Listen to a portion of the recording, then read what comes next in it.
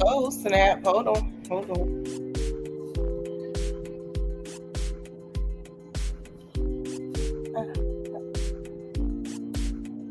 What's up, y'all? Welcome in. I know I'm a little late. I was watching Amber Live. It's a good discussion. Hold on. I'm going to do something.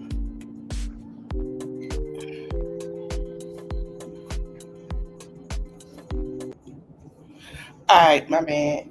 I was watching Amber Live, and then I'm sitting here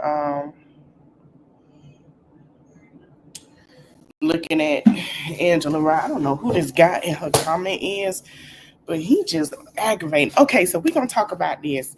Child, I don't know what the hell is going on with Dame Dash and Camron. I didn't know. Now that like I told y'all, Camron was in a movie, a Tubi movie. And I think that's what kicking off this lawsuit with Camron from Dame Dash to Camron because I'm not sure if the movie was subjective to Dame Dash doing something. They were working together, and then it just, I don't know. We finna get into it all. We finna get into it together. So, Cameron, let me go to Dame Dash thing. Oh shoot, hold on, y'all. So Dame Dash has been very vocal lately. Him and Cameron been going at it. Now, I remember Dame was speaking about the whole Rock Nation situation. We're gonna watch Cameron interview with that and how it felt. He was like, "Ain't nobody there," but Jay-Z or whatever. We're gonna talk about that. But he didn't. I don't think he said anything wrong, but I think he was just like everybody knew. Put it like this: everybody knew Jay-Z was trying to go in a different direction once he got engaged. We all knew, right? We all knew he was trying to do the right thing because this who he wanted to start a family with, this who he wanted to marry, this who he wanted to be with, right? That's it. So Dame has been vocal about it. We know he did something with his shares and stuff, and then he started working with Camron. Now Camron was still doing his thing, Mason was still doing his thing, and let's be clear, Dipset, Bad Boy, Rock Nation, Murder Inc., even G Unit were all big at the time. Now G Unit wasn't dealing with um, Murder Inc., but everybody else, it was a big thing, a big hip hop thing. Everybody was in groups. Even Nelly and his homies, everybody was friends. Everybody did business, hung out, party. Everybody, except for them two. Everybody. So let's get into it. So that's just a bad story because there's a lot of Gen Zs out here that don't know. Okay, here it started with Camron. We're gonna let it go. Uh he was on their show and everything. So let's see where we can go at because it goes further. Him and Claudia Jordan going to it. They're getting into it. Now Dame Dash has been working with Cameron at one point and things like that. He's been seen with other people. DJ Envy, he's going at it with everybody. Let's see. Okay, we're gonna start with the Dame Dash not only gave me a record deal. Let me go to that. And then I'm on Dame page, y'all. So I just want to let y'all know. Okay, hold on. Hey, Miss Sexy Ray, hold on. Let me go into it. Let me go to his page. Cause I say, what? It's a lot going on. Me the business. My first two albums, I didn't know the business. I didn't know what was going on. I was learning on the fly. I was just happy to have a record deal. But luckily, Dame Dash was the CEO of probably the best record label for rap at the particular time. And he was really just sitting there telling me, Cam, this is your marketing budget. This is what we're going to spend at radio. This is what we're going to spend on promotional tours. So you get an idea of math when you're saying, okay, we're going to spend $400,000 on this project. It's going to take 40,000 units at $10 a pop to break even, so everything could be profit. And I had a joint venture at that time. He gave me a joint venture deal, my first deal with them. Joint ventures when you split everything 50-50 for those people that don't know. And he was like, Cam, look, we're going to give you a shot. If this doesn't work, then I always got a job for you. And to me, that was like the scariest thing I ever heard. Like, hold on, I gotta go to work. Nah, I want to be the rapper that I planned on being. So I took my album really, really serious. And to be honest with you, if it wasn't for Dame Dash, I probably wouldn't know half the stuff that I know. I love that. Shout out to Dame Dash. When I went to Rockefeller, he taught me the business. My first two albums, I didn't know the business. I didn't know what was going on. I was learning on the fly. I was just happy to have a record deal. Now, people are saying that they fell out, which they did. But you saw in the comments people saying, "Oh, they forgot." And I guess he forgot. Okay, so let me put it to you this way: Dame and Camron did a song together, and somehow that song didn't hit to be pushed for it to do what it was supposed to do. Now this is what's happening. But let's continue. I was trying to find him, but he's been posting so much about this goddamn man. Well, let's do this.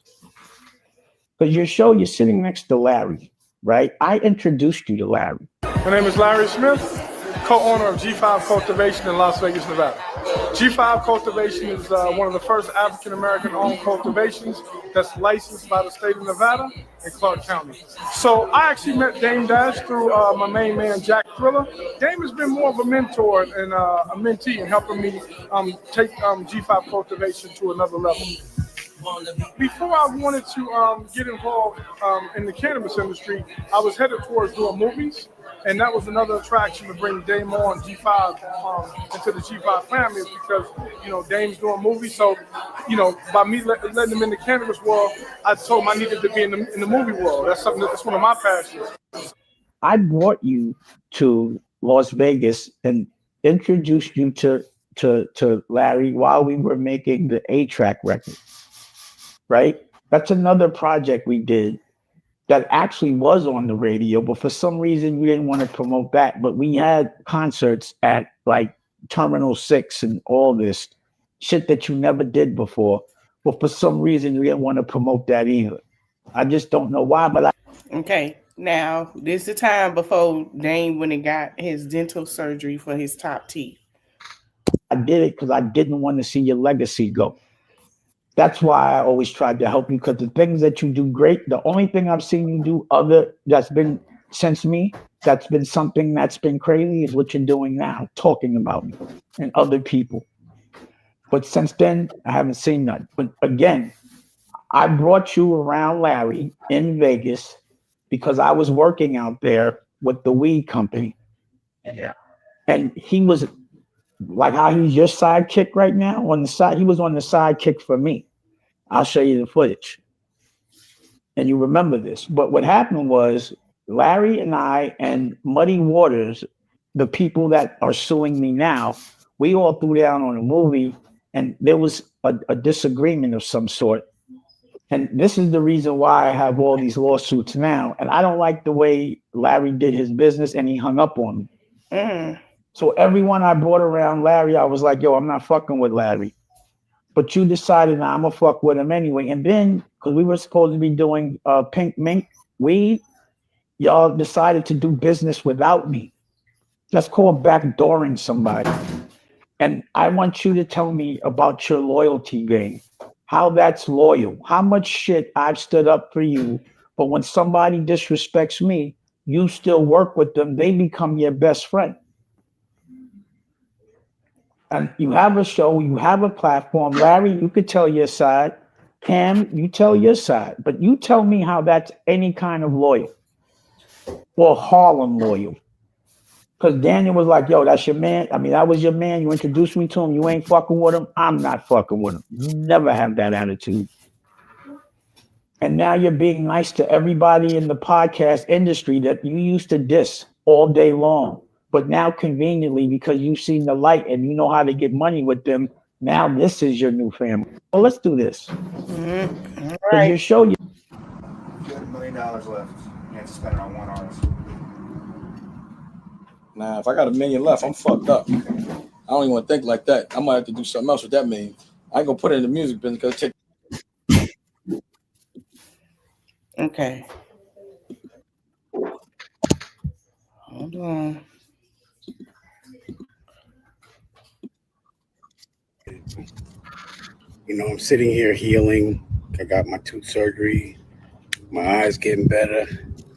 I got the file, get all that dead off my back paws.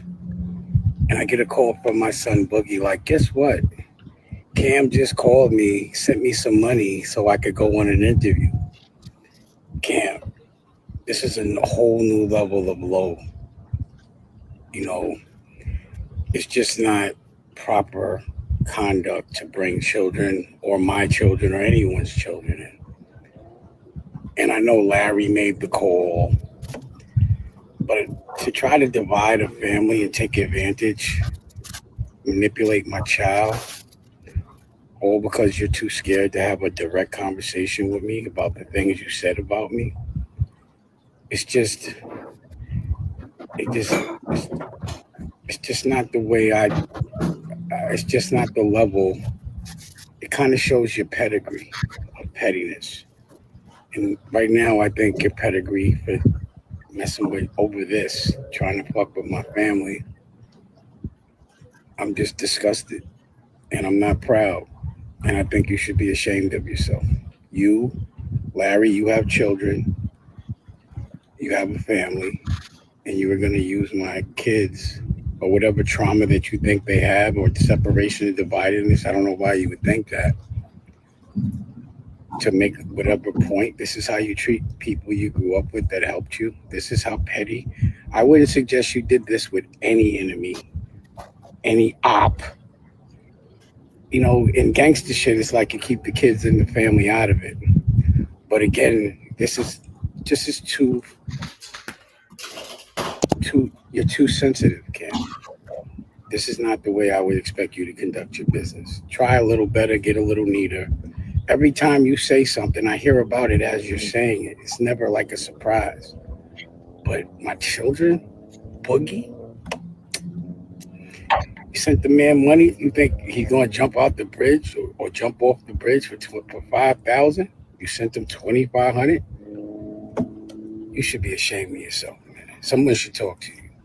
I know Mace, and I know the girl next to you. I know your crew can't be jacking that pause. I know they can't tell you, yo, that's dope. Go fuck with his family. That's crazy, bro. Come on, man. Go scour the internet and find something different, bro. You know, make some shit up or something, but don't do that. Peace, bro. Still love you. And then after the thing with Larry, you know, it seems like you just changed. You start doing things different. Like when I saw you on the stage with Homeboy, and y'all both dressed up like the FOI, y'all both had on bow ties, and no disrespect to FOI at all. But I was very surprised to see you perform on that man's B-sides dressed alike. And I was wondering if he required you to dress like that. But also I was thinking, oh, he must go. Now he's talking about him and Jay-Z. Perform on one of Cam's show. As of yet, that man made you perform at his B-side show in the club in a bow tie. And he never performed at anything you've ever done. So if he does it now, I don't care. I think he should.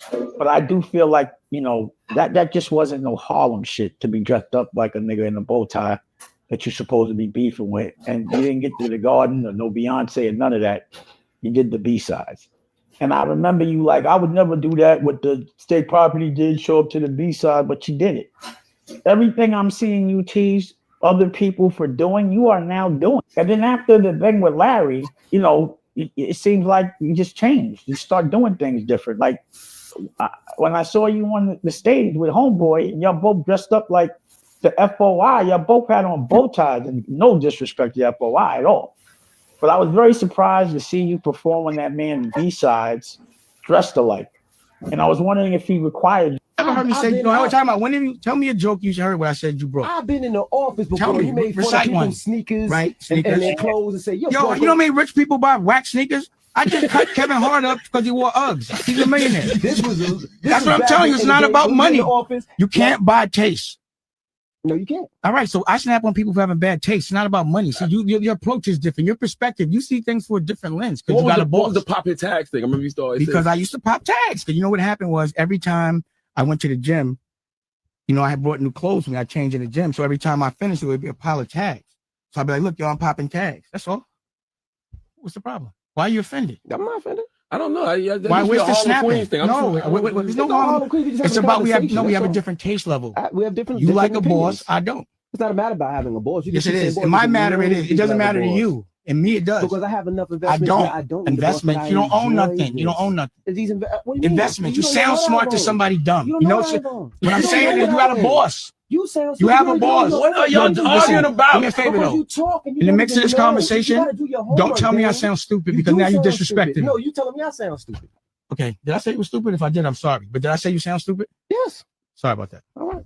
You ever heard me say, you know, what I'm talking about? When have you tell me a joke you heard where I said you broke? I've been in the office before. Tell me, you made fun recite of one. people's sneakers. Right? Sneakers. Now, this is a long Yo, time. you know how many rich people buy wax sneakers? I just cut Kevin Hart. Before they is what they is. So he breaking down everything before he even get into it.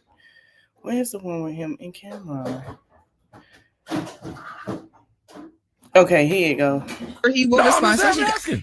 Well, no, last time I talked to Dame, though, he said he wants a verbal farewell with you, Charlamagne. So I'm sure this will definitely make him explain or have a conversation about what that was. I'm sure he said pause. I'm sure he said pause after he said that.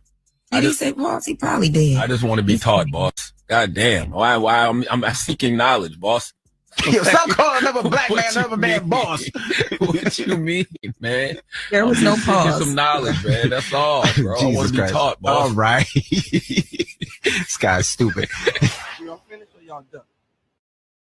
He will respond. So Dame Dash is facing foreclosure, right? And everybody keeps bringing up the classic moment where Dame Dash was on the Breakfast Club and he talks about being a boss and his son sells cookies. Let's listen.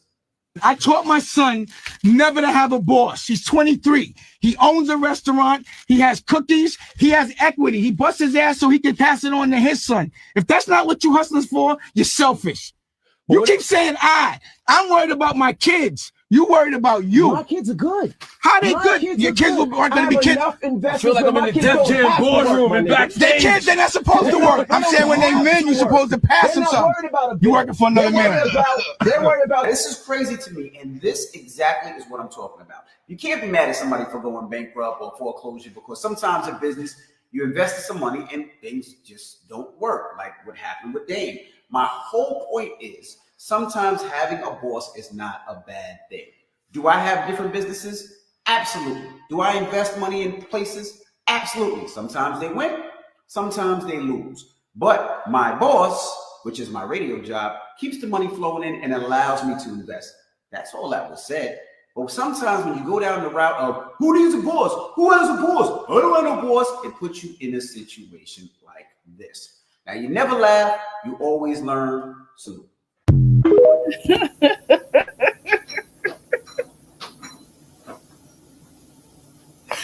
Oh God.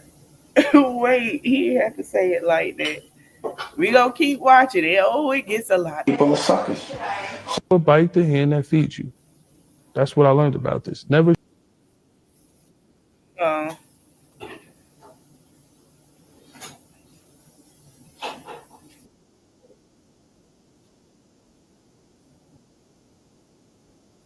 Okay, hold on. Wait, here we go. We're gonna go through them. We're gonna go through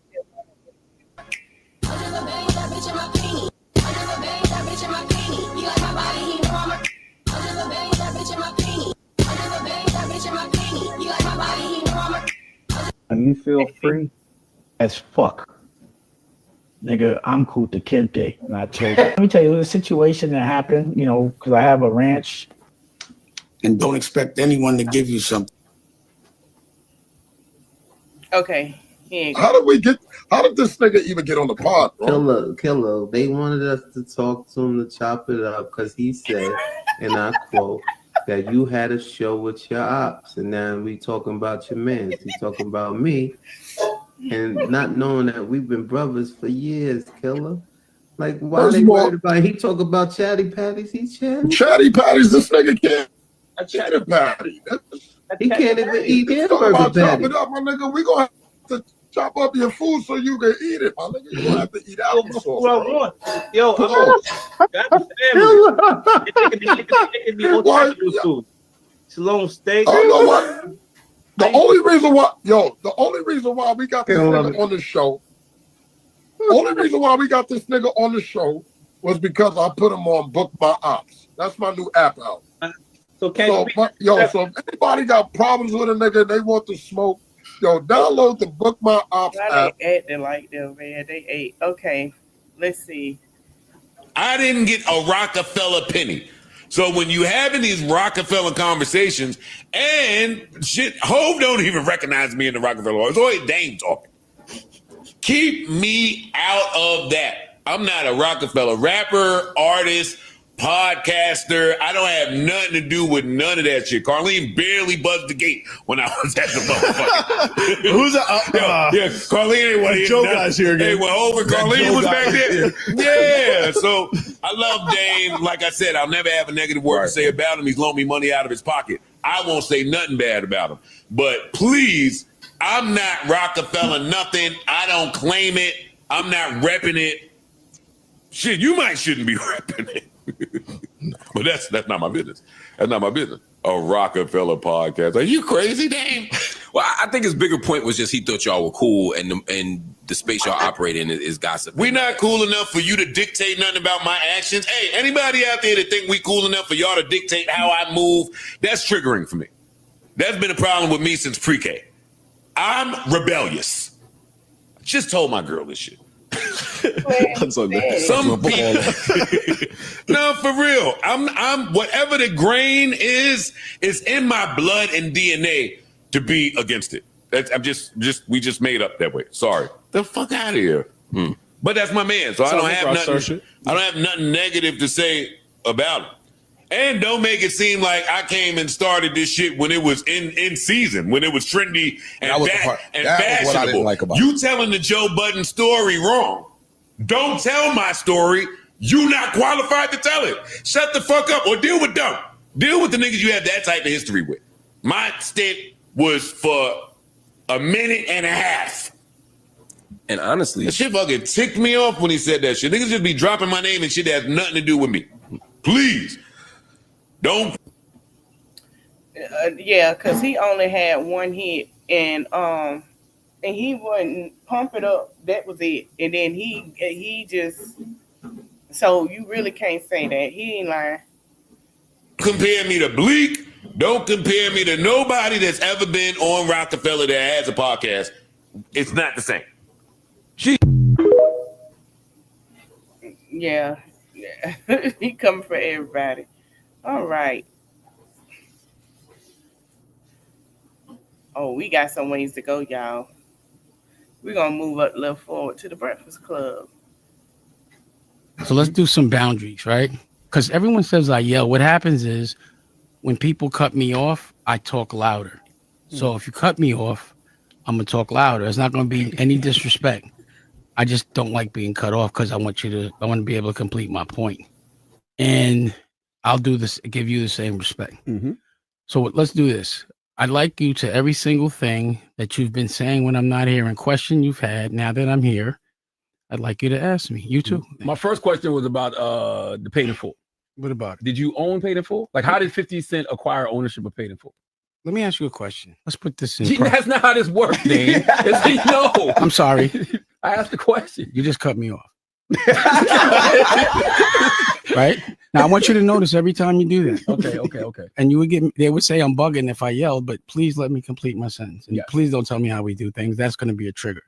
So I'm just talking normally. Do you remember when 50 Cent was supposed to be putting out a documentary about Puff on Netflix? Yes. Where is it? I think it's still happening. Yeah, right. He's capping. So I talk a different language than most people. I'm a boss. So no. Like I said, him versus everybody. This ain't gonna go well. But let's continue. Number one, there is no rights to be bought. So I knew he was trolling.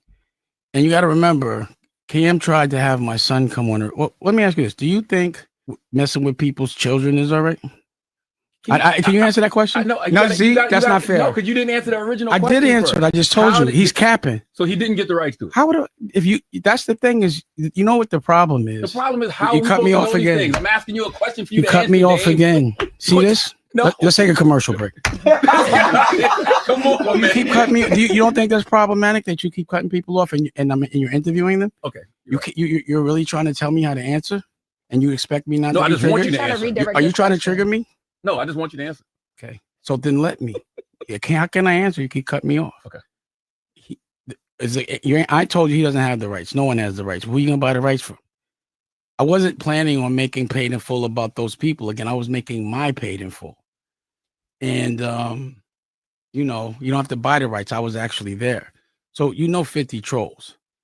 And I was saying, and I felt like you were interrupting me, and I'd like you to answer my question now.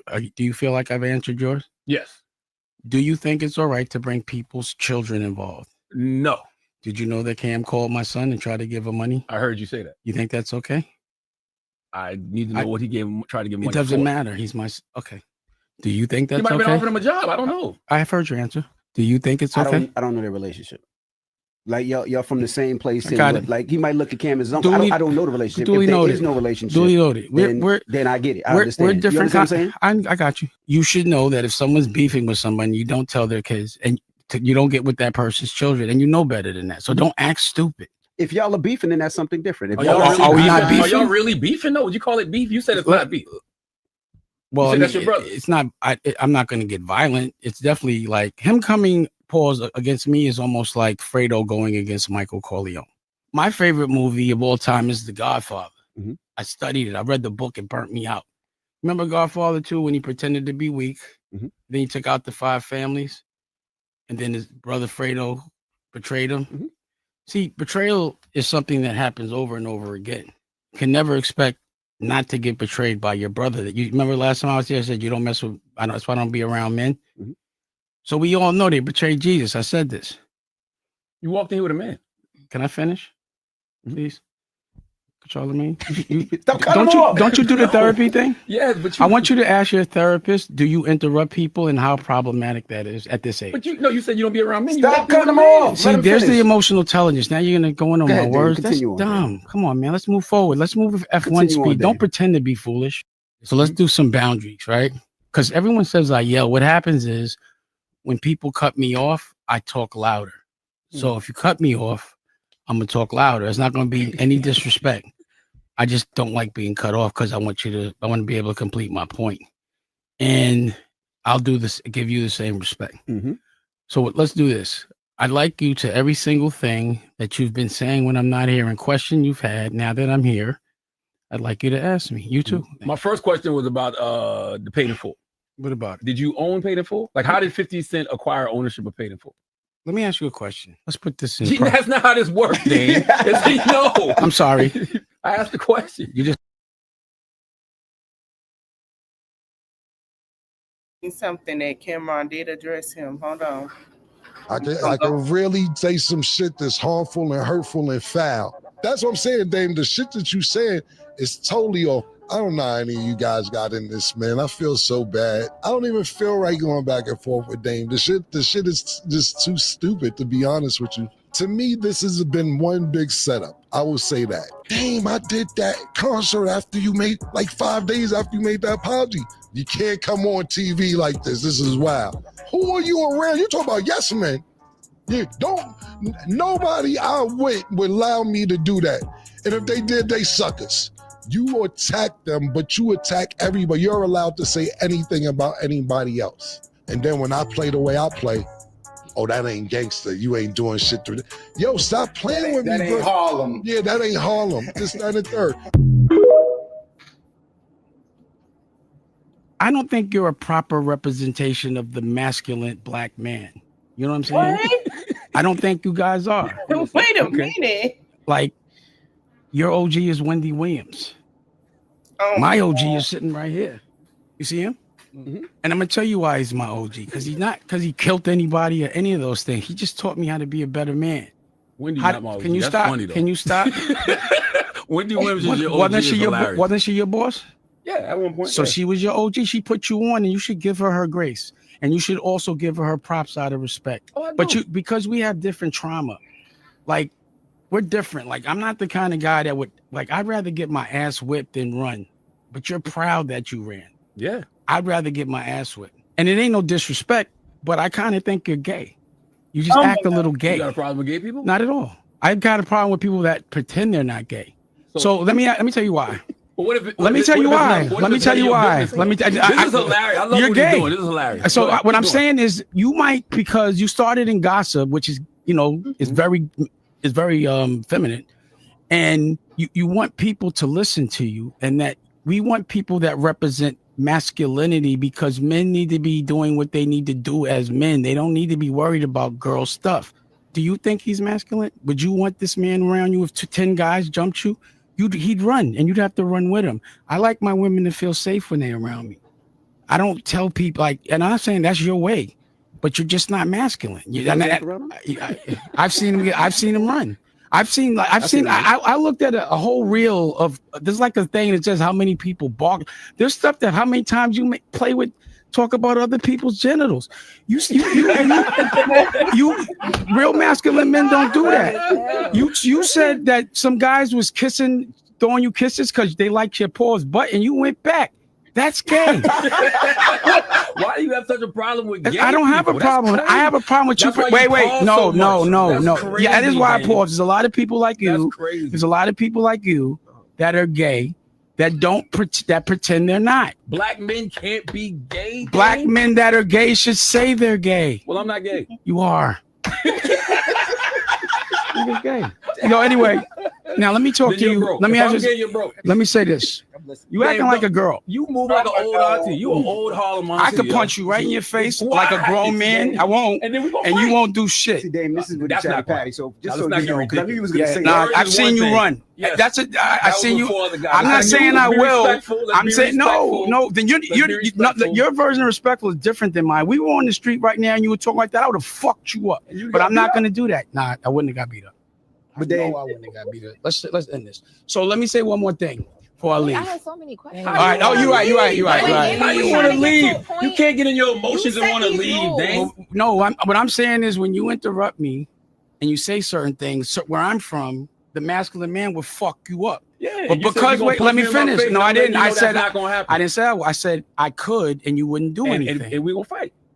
I didn't see that on tape. You ran. Yeah, because it was 4 guys, but that's cool. Let me ask what happened when 30 guys jumped me. Respect. I got that ass whipping, but I fucked them niggas up. I think it's been some head trauma ever since. Yeah. Hey, yo, pause. Come on, man. I don't think you're a proper representation of the masculine black man. You know what I'm saying? Lord, I don't think you guys are. I'm listening. Okay. Okay, Charlemagne. He said, Charlemagne, I would advise you not to make up phony sources without real names saying, am I muted? Okay. Without saying real names saying that anything I said was not true, or we will have legal problem. Don't try to compromise my reputation. I have proof to support everything I say and will stand up in court. Okay. And then this will happen. So Lauren LaRosa said, I spoke to the publicist at Revolt TV, who confirmed to me Dame Dash is not the chairman of the network. Now, Dame Dash became the chairman of the network after the Diddy situation. Remember, Diddy had Revolt. Okay. It said he go to BS. I'm the chairman for the month, and if I acquire, I will be official chairman. Please stop playing with the words and just take that L. Okay. Then it says Dame Dash named Revolt TV chairman, unveils my Paid in Full docuseries trailer, and that's his wife. Now, a lot of people felt some type of way about what he said about his wife, right? Or I think that's his wife or his artist. Hold on. Tim said something about his wife. Okay. This is what people was like, you really trying it. I'm finna let it play. And I want to know how he gonna compare this white girl to Aaliyah. Aaliyah was white. she'd be a lesbian. It's like, to me, she's like if Aaliyah was white. If Aaliyah was white, she'd be a lesbian. That's her. And she has the same everything. It's like she has a little bit of rhythm too. That's like kind of, but she could play instruments and she writes and sings. It's like, to me, she's like if Aaliyah was white. If Aaliyah was white, she'd be a lesbian. Now this is the woman that you was in love with. This is the woman that you got people thinking somebody did something to her. This is the woman that you was hurt for. So now you talking crap about her and won't let her rest. Just like Timbaland said, he married someone that looked like Aaliyah because he was in love with Aaliyah. And he brought the girl to the Breakfast Club. So I'm gonna play another part. This is what everybody was like, I can't dig that. I can't either. Cause what? Aaliyah would have smacked you upside your head if y'all were together. Remember the little white What's up, lesbian? Nicolette? Little white lesbian Aaliyah? Oh my God. Hi, Nicolette. That's her. That's How the little are white you? lesbian. I will not call you that, but Yeah, like you. Why she didn't Remember he said that. That's what he called her, That's what and hit then the everybody little. picked it up. I said it because that's what she reminds me of. But Oh yeah, got you. that's her right there. Yeah, I got a record with her. She's she reminds you of a little white lesbian. No, she is a white lesbian. Oh, If Aaliyah was white, she probably would have been like, because she's a little dark too. So I'd be like, you act like a white girl version of Aaliyah, like she'd be a lesbian. And Well, then you don't think that hurts artists when y'all do that though? Comparing other people? Yeah, because it sets the bar and it gives people why do an you think? expectation. Why do you think I compared her? Because of her singing, her singing, of her artistry.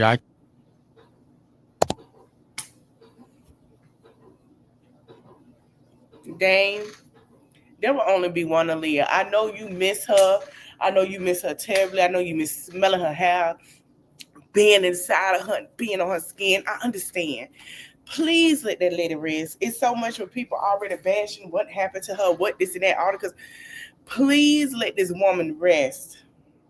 Okay? She has been gone since 2001. I miss her terribly. Just let her live through music and let Aaliyah rest. I don't know why people always want to bring up this woman. It's already bad that her father is gone. It's already bad that, you know what I'm saying, like the family got to remember and hear her songs every day and it still hurts them. And they still trying to move forward. They're going to be hurt every day because they want more. Please let it. Like if I was her brother, I would have been like, you really tried it. But she could never be my sister. Never. Okay, so let's go back. Okay. We saw the trigger me effect. Now let's go to some text messages. So this is from the video. It cuts off. It said, "Deaf need exclusivity. We can align on clips and things of American news. So there's nothing important. There's something, but it only can live in a place. In a board meeting.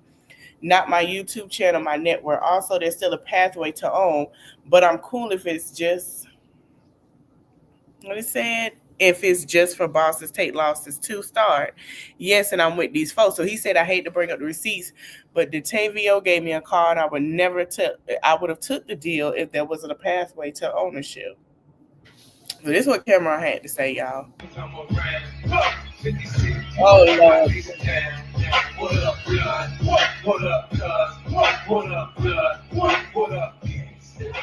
Nah, bro. I ain't know you be lying like this, bro. I ain't know you be lying like this, yo. It's sad. They told me, but you know when a nigga your man, you don't pay attention to a lot of shit. I didn't know, bro, that you a flagrant liar like this, man. Now look, Talk with Flea come on tomorrow, 5 p.m. on Revolt's YouTube. But that was shit that he talked about last week. So part 2 will be out this Friday on Revolt YouTube about what he talked about this week. But I'll say this one thing. This is what I will say. The nigga called Revolt last week and said he wants to put his content on Revolt channel. Revolt programming is booked up until... I'm not gonna lie. It seems like to me everybody is trying to get some way into Revolt ever since Diddy is no longer over it, and we all know that Diddy sentencing is in a couple of weeks. So everybody, it sounds like to me, everybody trying to, the 50 included, everybody trying to get their hands in it because Revolt has money. Revolt is doing their thing. And they're trying to get, see, that's what it seems like to me. It might not seem like that to y'all, but that's what I'm getting. I don't know. That's what it sounds like, but let's continue. And it's a lot of backstabbing and backdooring over there. 2026. They don't have any room for programming. So maybe in 2026 or whatever. So I have 2 more shows I could do this year. And so when I found that out, I called my man Fendi, because I know what Fendi and Dane speak. I said, yo, tell Dane, I'll put his shows on my slot on Revolt, because I have 2 more shows I could put on Revolt, if I can executive produce the shows. I said, he did it for me. When I needed help, he put my albums out on Rockefeller, and I let him executive produce them. I'm trying to do the same thing for you. I got 2 slots left. If you want 2 shows on Revolt this year, and you wasn't getting paid because you said you do it for free, I got a couple of dollars for you. I'm just the executive producer of the show. He tell Fendi. First he tell Fendi, yeah, he like, I bet. Nah, matter of fact, fuck that. I'm the Godfather. He can't executive produce my shows, Now, dang, their own god kids don't want you. How you the Godfather of anything? Your word don't count no more. You don't got teeth. You have dentures. Your word don't mean nothing. You fell off the Mount Rushmore of Harlem a long time ago. But we'll address it all tomorrow and Friday. But don't say I ain't trying to help out. You didn't want me to executive produce your TV shows. Could have walked right in for you. See you tomorrow and talk with Flea, nigga.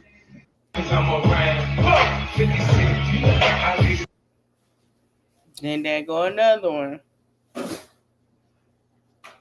And then he says, it's the reason I called the Tito Cam playing like it's not legal in business. Y'all read it, but this a mess, child. So here go. So Lord Jesus. Here we go. Even with Cam, I do think I made a mistake. Bleak, I got a lot of respect for Bleak now because I realize his strength. I'm not saying he's the smartest light in the room. That's not his superpower. It's his loyalty. You can't say nothing about that man's big homie. And every time he's seen me, he's been a gentleman. Every time. And he's been the only one that took a call and talked to me.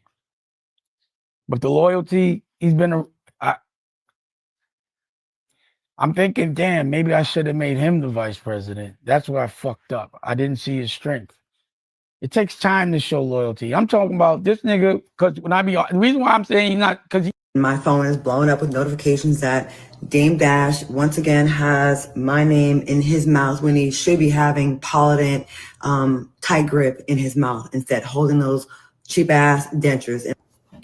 Yeah, that's true. But here's my thing that I feel like with Claudia. I don't even remember him saying Claudia's name in any of this. So I'm trying to figure out who told Claudia that he said something about her. He's been talking about Camron and them. I want to know, where did she come from? But we're going to let this continue. In place instead of worrying about me. Why do you keep trying to bring me into your mess?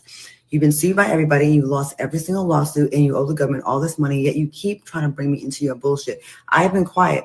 On the set of Dear Frank, you were wildly inappropriate. You did shit on that set that should have shut it down, okay? Very inappropriate the way you were carrying on with the women on set, and what you did to me during the one scene was fucked up. I've not embarrassed you yet because everybody else has done that job for me, and including yourself. But if you want to keep running your mouth, then I'm going to tell my side. You was a fucking pervert on set. You were disgusting. The things you did with that porn tape and what you tried to do to get me ready for a scene with you while your shunt was showing out of your chest and you thought you was hot, you were not. You're a fat fucking mess. And yes, I understand you see me everywhere, so and you're nowhere except pretending to own ranches that you don't own and borrowing money from people. And you see people that are just flourishing without you, and like you do with Jay-Z, you're just sitting there jealous of everybody else, counting everybody else's money. So now you want to include me in your lawsuit. Nigga, bring it on.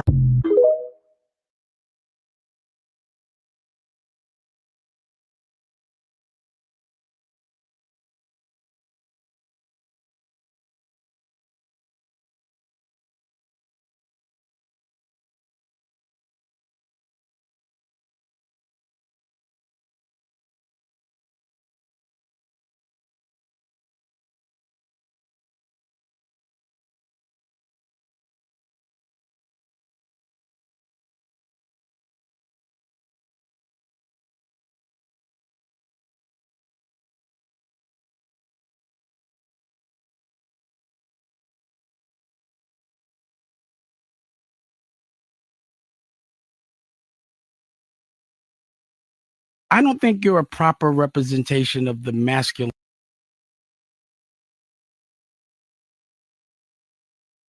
So let's do some boundaries, right? I don't think you're a proper.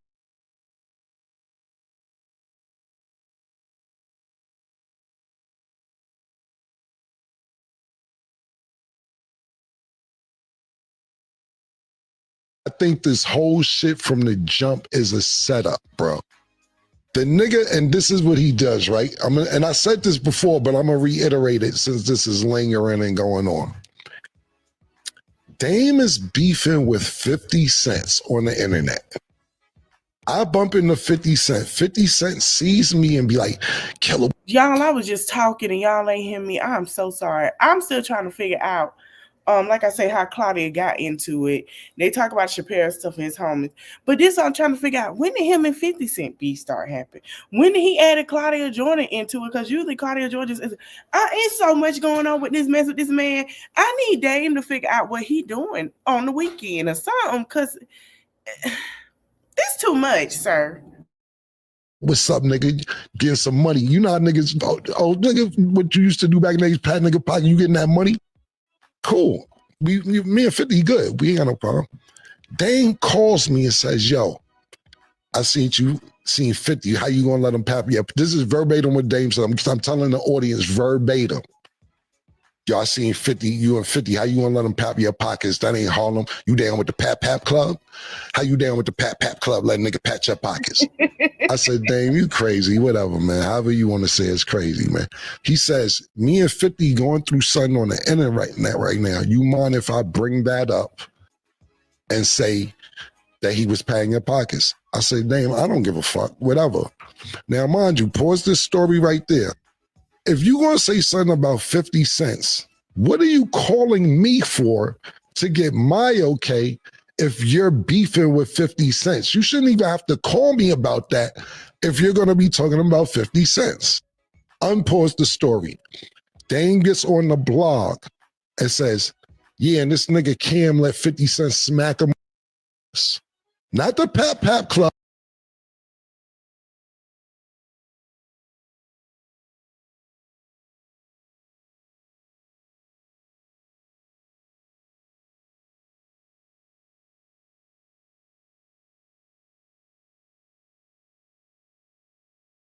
We're gonna move on.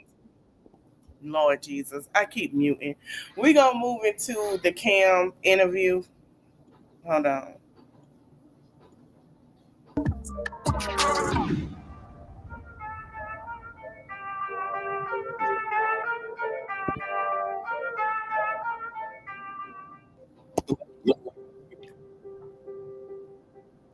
All right, give me a minute. Yeah, we back, man. We gonna go to it. I'm gonna let it play and I'll be right back. Give me a moment. Sad day here at Talk with Flea, man. It's the last time I'll be addressing the goofy Godfather.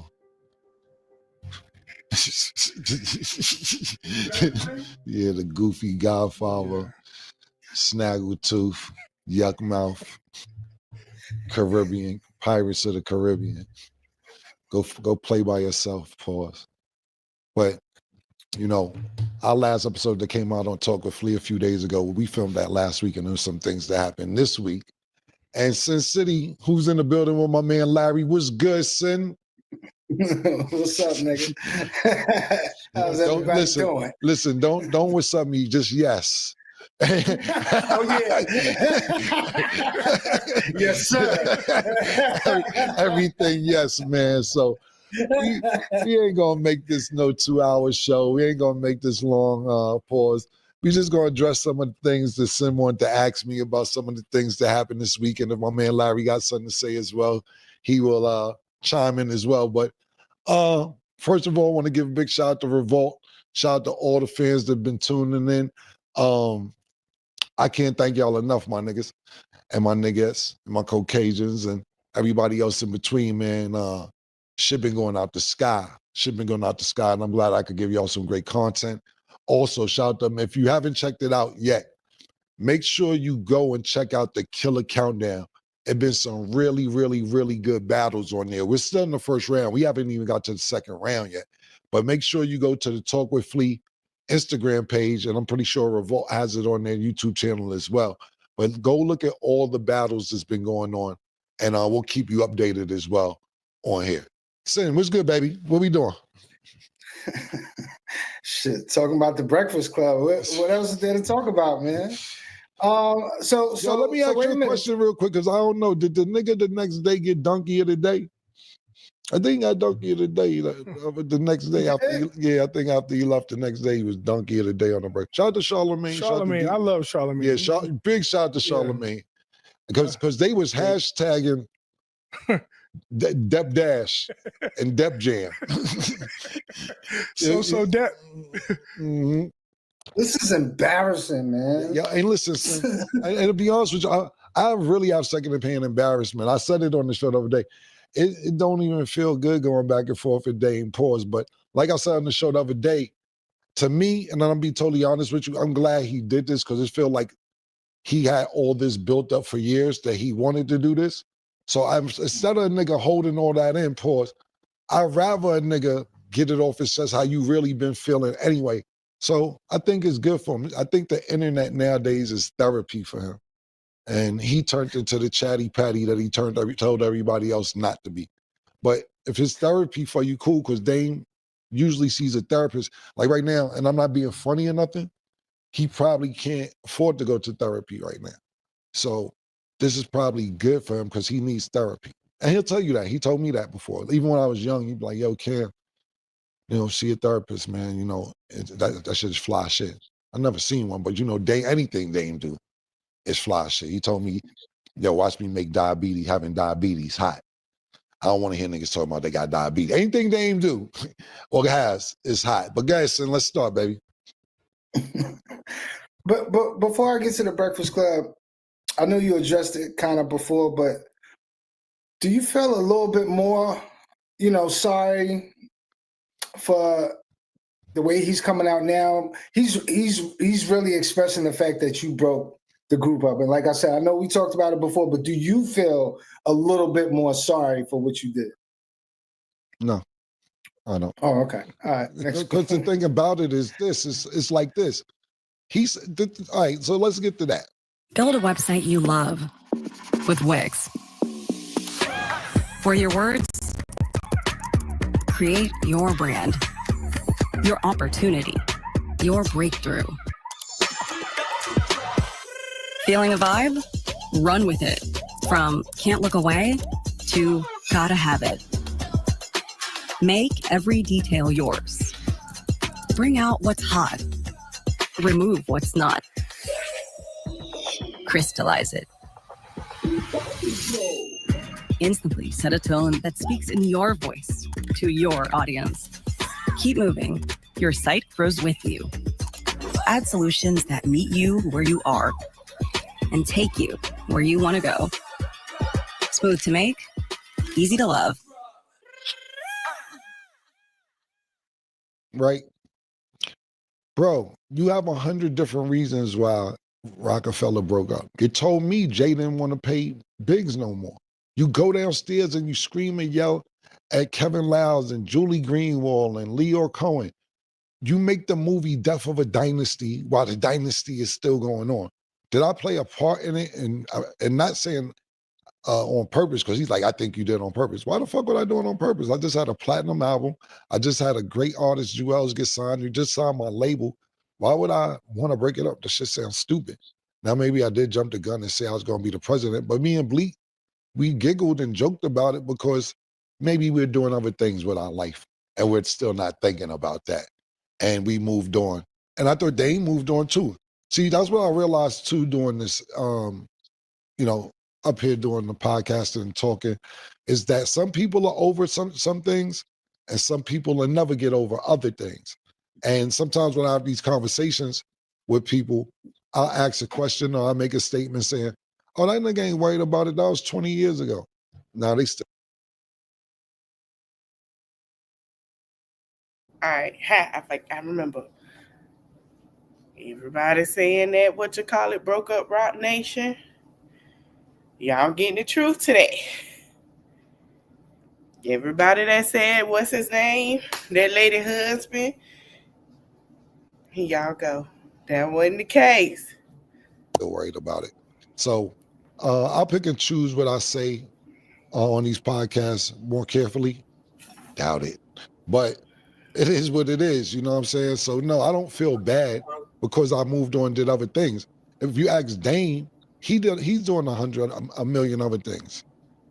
Dame's attitude is, and I always believe in Dame. See, that's the one thing too, son, is that even when my son asks me about like, yo, what's going on with your name? And he's like, he feel I don't look out for him. He feel I don't do this.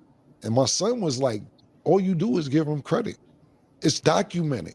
If you, for the last 20 years, any interview I've done talking about Dame, I've never dissed Dame. I always praise Dame. I always say thank you. I always tell people how much he helped me get out of a bad situation into a great situation, able to feed myself. And for me saying Honor Rutt was whack, this all snowballed into this. Is it times in between our relationship talking about Dame when I don't speak to him for a year or two? Yeah, because son, you grew up with Dame. You know, sometimes it can be overwhelming. That don't mean I ain't love him. That don't mean I ain't his friend. That don't mean I ain't fuck with him. None of this. Every interview for the last 20 years, all I've done is giving this man props on how he's helped me. But when you keep pushing my buttons on the internet and I did nothing to you, and then not only don't come back on you on the internet, all I do is just don't pick the phone up. I'll be like, I'm just not picking the phone up. That's just that. And then you keep poking me, pause.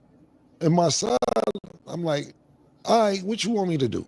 All right, be Cam. Now I gotta be Cam. And that's how we out here. So no, I don't feel bad. Because according to Dame, all he do is make $100 million companies.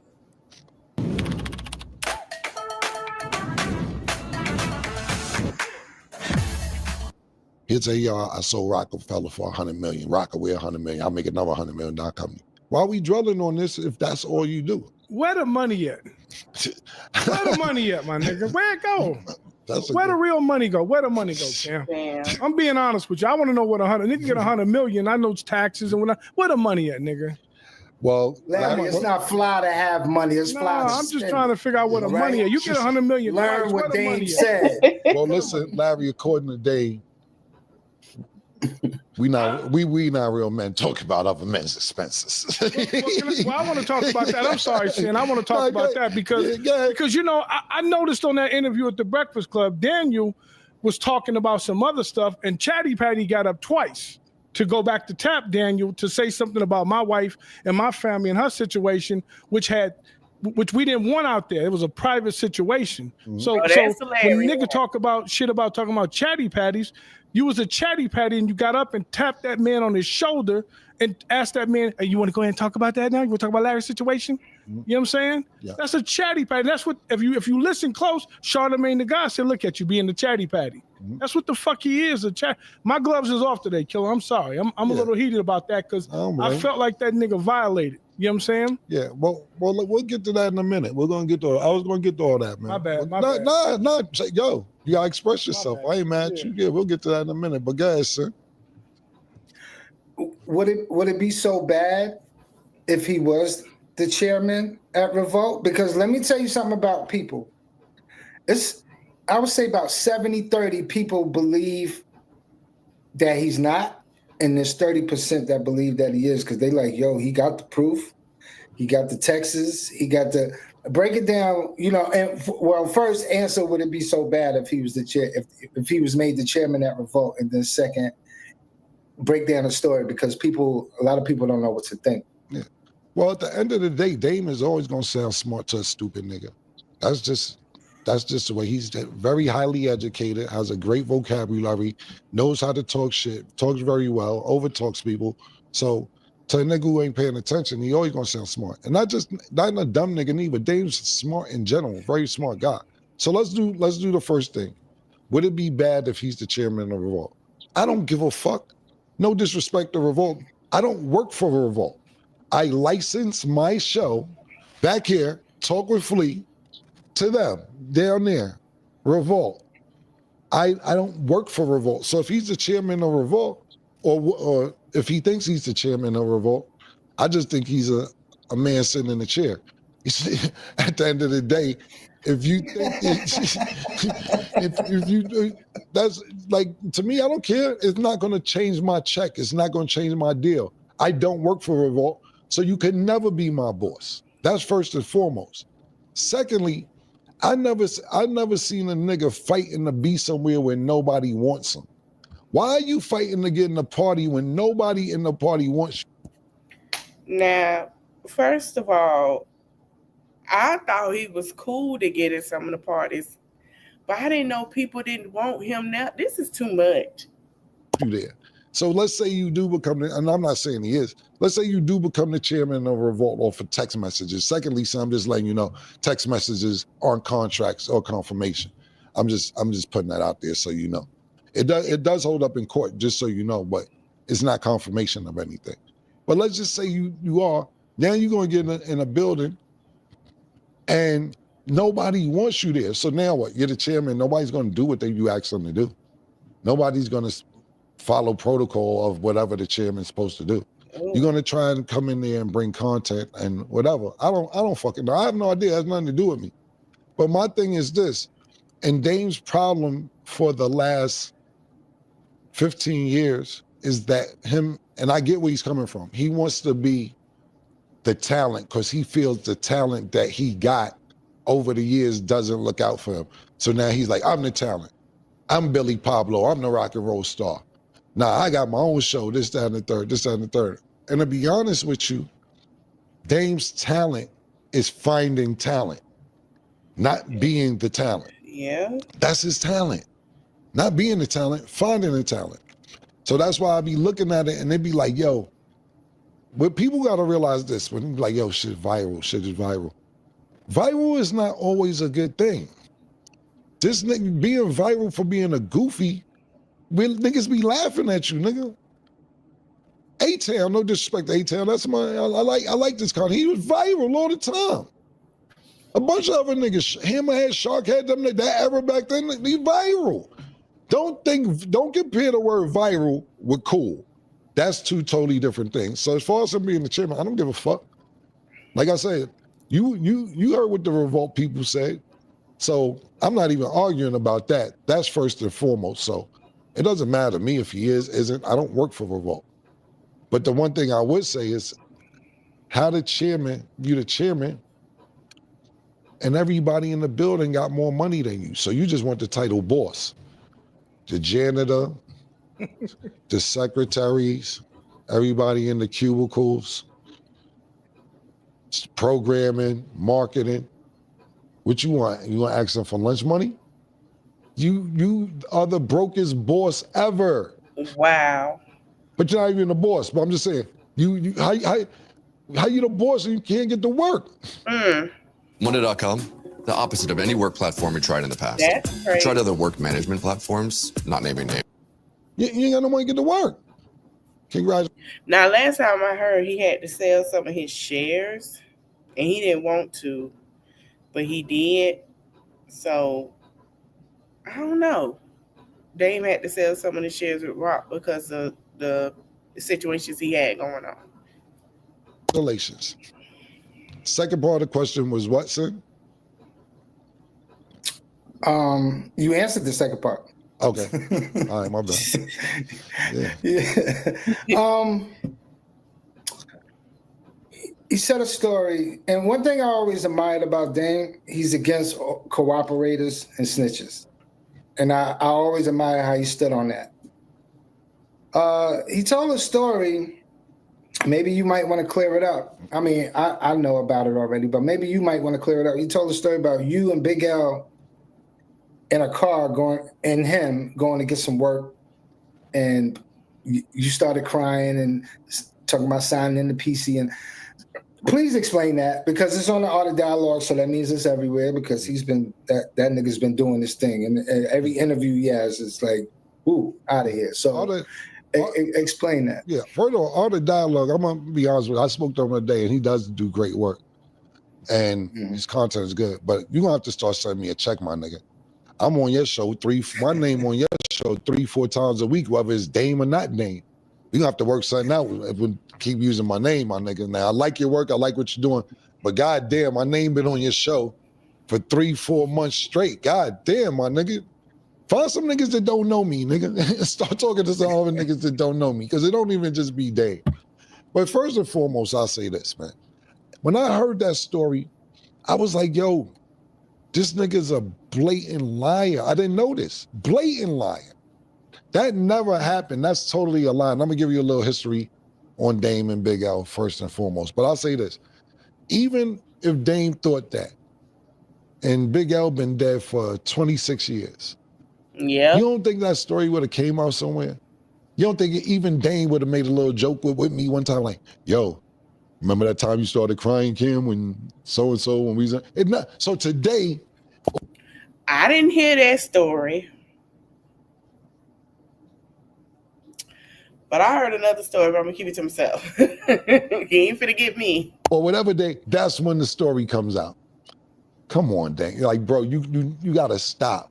You gotta stop. And then what you do when you tell these bullshit lies is you implicate a nigga who dead so that they can confirm your story. So first of all, it's a straight lie. Now let me give you a little bit of history on Big L, Dame, and Lenox Avenue from 139th to 142nd Street. Big L didn't really fuck with Dame like that. He ain't hate him or nothing like that. They just didn't fuck with each other. The way the demographic goes is this for people who don't live in Harlem. I'm from 140th and Lenox. On the weekends, I used to go to 110th and First, and between First and FDR Drive, where my grandmother lived in 1199. And that's where I met Dame at when I go see my grandmother on the weekends. Then I found out he hung out on 142nd Street. That's the dynamic. That's first and foremost. Dame is from the east side. I'm from the west side, but my grandmother lived on the east side. So Big L's career wasn't doing great. And Dame and Rockefeller were kind of growing. But Big L was still a great lyricist and niggas wanted to fuck with him. So Dame was like, yo, what's up? I can manage Big L, this, that, and the third, yada, yada, yada.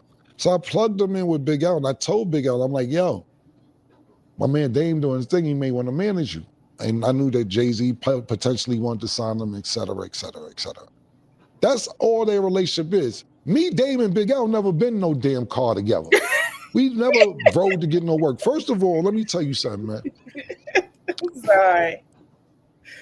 What the fuck do it look like Big L, me, and Dame going to get some work, had some work in the car, any of that? It don't even, the hangout, the crew don't even sound right. Anybody that lived on 139th Street to 142nd Street during that time, know this don't even make no motherfucking sense. It sounds stupid. Secondly, Big L brother, Big Lee, and the other nigga who kind of, the big homies on my block, Reg, they didn't like Dame. Dame had a GS 300, black joint, and he had a white Camry. They used to let me drive when I was younger. And I would drive the Camry around and, this, that, and the third. So one day Dame pulls up on 139th Street and he's talking to me. And so y'all remember in the comments and everybody was like, yeah, why you lying? He said, they didn't say Cam say he was lying, but it was certain stuff about how he was lying. And y'all saw the comments when I was showing y'all how they were coming in with like, yeah, you lying. Those people, it makes sense now, because if this is true, those people are from Harlem. They from Harlem. I feel like y'all need to go ask Harlem this story that Dame just told. And if they be like, yo, that ain't Harlem, people from Harlem are going to tell you stuff. They know it's true. I never heard that story. That's why him reciting it, I was kind of like, okay, because I didn't watch the interview with Dame Dash and the other guy. But I didn't hear that story. I heard another story about Camron, which don't even matter because we're not even talking about it. But I didn't hear this story from anybody with him and Big L in the car with Dame. I didn't hear that. Pulls off, we talk about 5. And I know 2-3 people from Harlem. I never heard that. 5-10 minutes, because I knew I see him late. I had one of his cars. And Big Lee came up to me. He was like, yo, homeboy, yo, that nigga came over here to see you, the Dame nigga. And I was like, yeah, that's my man, that's my nigga. He's like, Yeah, I don't like him, man. And I was like, you don't like him? Damn. Straight like that. He's like, yeah, I don't like him. I don't really want to see him over here like that. And then I'm like, all right, cool. Because I couldn't have did shit, you know. At that time, you know, I was like, damn. All right, Dame, it ain't like Dame come over here anyway. And then Reg co-signed it another day, like, yo, what's up with the Dame nigga, man? Damn. That's his car you driving? I was like, you talking about the Camry. I'm like, nah, I lied because I didn't want the niggas try to take the car from me. These was my niggas, but you couldn't trust these niggas. I could trust Reg a little more than Lee. Like, Reg was my man. But I'm not going to sit there and say that it was Dame Carr. These niggas killed a nigga. Twisted Tea is a refreshing, hard iced tea made with real brewed tea. Keep it twisted. I ain't gonna say the nigga name. They killed a nigga from 40th over a lease before when I was about 12, 13 years old. And I'm like, yo, these niggas killing niggas over a lease. And they grew up with the nigga. Hell no, I ain't letting niggas know this Dame car. So now they want to know what kind of cars Dame is driving, so on and so forth. So I'm like, yo, listen, man. I ain't even gonna tell Dame to come over here anymore because it ain't like Dame could pull up on 40th or 39th Street and just walk in that park. Nobody could at that era. If you ain't know somebody or you was coming to see somebody during that time, late 80s, early 90s, even into the late 90s, you could not just pull up on 39th and sit in the park unless it was like a park jam or something going on a regular day. Nah, bro. You had to be a member just about. You really had to be a member. I'm talking about even if you lived in the neighborhood. You couldn't just be pulling up, chilling out in the park. You had to know somebody to come in there. That's just the way it was. So I wasn't worried about Dame coming back over there. But I knew Lee and them niggas didn't like Dame. And I was like, damn, man, I'm just not gonna have Dame come over here no more. So if Dame was riding around, and Big L didn't really care for him either, they would have booked you, nigga, if we had bricks in the car or something like that. L would have made a call and you would have got booked. Straight like that. But the whole shit was just a lie. And I was more disappointed that you would pick Big L as opposed to one of your homeboys. And I ain't gonna name your homeboys, but you got a million homeboys. You could have been like, right, that happened, so-and-so, right, that happened, so-and-so. You picked a dead nigga to tell the story because you know it's nobody can back what you're talking about besides me. And Big L was my man before he was your man. You sound stupid. And I'm disappointed. I'm ready to give you a lie detector test, nigga. A lot of Secondly, tests. he talking about we never sold drugs together. We did. We didn't. I knew that was a lie. I knew. If anybody know, I'm gonna just say it like this. There was Irv even said it. The stuff they did to get these record labels, yes, they did. Allegedly, yes, they did. Yes, even Jay-Z in his song say how he was pushing whatever and how they got there. So for him to sit today, now Dame, for you to sit here and say, oh, we ain't up, bruh, look who you was hanging with. Yes, y'all did. Y'all, how y'all think Murder Inc., Dipset, and Rockefeller started? Hello? Stop. I never said I sold drugs with you. I used to ride around with you when you was taking drugs to Brooklyn or other places or whatever. The one time that we was going to cook up some work, because I had a spot, shout out to my man Howie Long on 137th Street. He told me that I could put some work on his block. He had a little situation over there in the 90s. And we went to get some work, and we got to your crib, and we pulled the coffee pot out, about to cook it up, and your baby mom called, Boogie's mom. And she was like, yeah, I know you're a drug dealer. I couldn't hear what she was saying, but Dane was just on her phone like, I've never sold drugs. I don't know what you're talking about. I'm not a drug dealer while he's packing the work up. I don't know what you're talking about. And he's like, yo, this bitch must have been following us. I'm like, what the fuck going on? He said, this bitch talking all this drug shit. And what he did was he called Mo from B Building. Shout out to the niggas in 1199. Called Mo or Kev. Either Mo or Kev, I believe it was Mo, to come grab the work that we was about to cook up in his crib. because he thought his baby mother called the cops on him. So it never panned out. You know, you sit here and see him be praising Duke the guy, like, yo, Duke's a soldier, Duke did this. I plugged him with Duke. They never talk about that. Me and Dame riding around, he got to work and he like want to put crackheads in the car, following the crackhead in the cab, and we following the crackhead, this, that, and that. I'm like, yo, you know my man got a license. Duke was like 15, 16 with a license because you could get your license at 15 in South Carolina. And people know Duke Yes, the you guy. can. Shout out to my man Duke the guy. So he like, your man got a license? I'm like, yeah, I'm gonna plug you into him. So I plugged him into Duke, and Duke started driving around with the work, taking it to Brooklyn or wherever else it needed to go. And that's how their relationship built. And I was happy about that. I'm happy that Duke was getting some money and Dame found the nigga that he could trust, that he didn't have to keep putting fucking crackheads in cars and following them. So fast forward, when the labels start jumping off years and years later, and you know, I wasn't with Dame, with Rockefeller at the time, but I bump into Dame and I'd be like, yo, you should give Duke a job, man. That nigga put some pain in. That nigga, he ain't asked no questions. He just did what he had to do. You should get that nigga a job. That nigga was thorough. He said, well, Duke's a good soldier. I don't know if he's intelligent enough to work at the office or anything like that, but he definitely was a good soldier. He's one of them niggas, definitely official. Well, what about the job? The nigga, you throw shit in the trunk and he asks no questions, and you can't even see if he good enough for a job? That's messed up. You know, working in the office is one thing, being a soldier is a whole nother thing. All right, cool, my nigga. That I hear you. That's a fact. Ask Duke if you want. I know, and that's just a testament because they always talk about how he's a thorough, and you never wonder how they met each other. That's how they met each other. So back to the other shit now.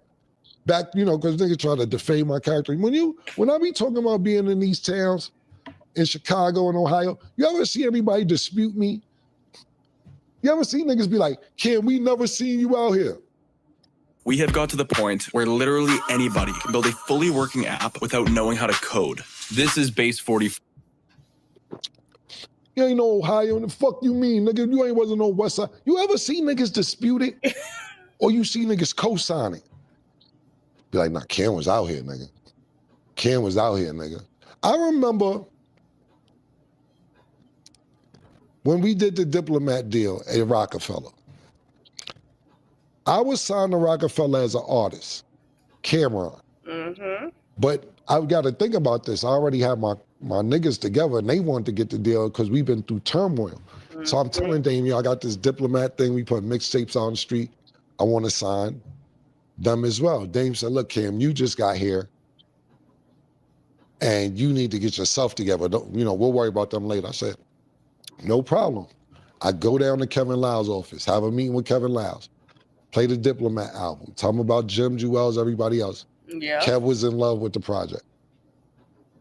He said, we can't do Jim now, but we'll do Jewels and the Diplomats. And Jim ended up going to college. Like Jim, one day somebody should ask Jim, like, what made you go to college? Because I never even asked, but it was Jim's idea to be like, y'all niggas ain't leaving me. I'm going to some record label and figure it out. So I never even asked him. We just ended up doing business with it, but Jim ended up going to college. So Diplomats and Jewels was a Def Jam, or was about to be a Def Jam. Kevin Lyle said, I want to do the deal for X amount of dollars. Cool, bet, we good. I go back and tell Dame, yo, I'm going to do this deal with Def Jam, the deal that you told me that I should wait on with Jewels and Diplomats. Yeah, Kev gonna give me the deal. What the fuck you mean Kevin Lyle's gonna give you the deal? Let's go down to his office now, Kev. I said, no, Dame, no. We worked the numbers out. The deal is done. No, fuck that, Cam. He only doing that to get me mad. What, you think he gonna offer up that much money just to make you mad? You don't think he believes in the talent of Diplomats or Jewels or whatever? Dame goes down there, starts screaming at Kevin Lyle, saying, you just did this deal to get Cam mad, yada, yada, yada, yada, yada, yada, yada. Kevin Lyle's just sitting there mad, calm, like, Dame, I get paid a salary. I don't care if it goes to Rockefeller or Def Jam. I get this. This made sense. This is a sidebar. Why that lovely couple be standing by each other, because especially when it comes to business on certain stuff, Okay, they got each other back. We go, okay, never mind. I ain't telling nobody business. I see y'all. Name check. I don't give a fuck. Yeah, well, it's going through Rockefeller. I said, dang, bro, you didn't want the fucking deal. Nah, Cam, you gonna get the same money. This nigga know what he doing. Trying to piss me off. I bet. About 2 weeks passed. Money still ain't come in. I'm like, dang, bro, I had this situated. What? I need to bust some moves. Where that money at? Give me another week, Cam. Give me another week. Da-da-da-da. So on top of that, you weren't paying him? You didn't pay them at all?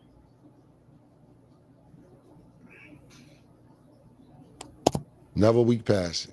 Still ain't get the money. Yo, dang, where that money at? Yo, can't wait up. I'm in his office. It's word to my mother. I said, Dame, I need to go buy my kilos and my pounds. I gotta bust these fucking moves.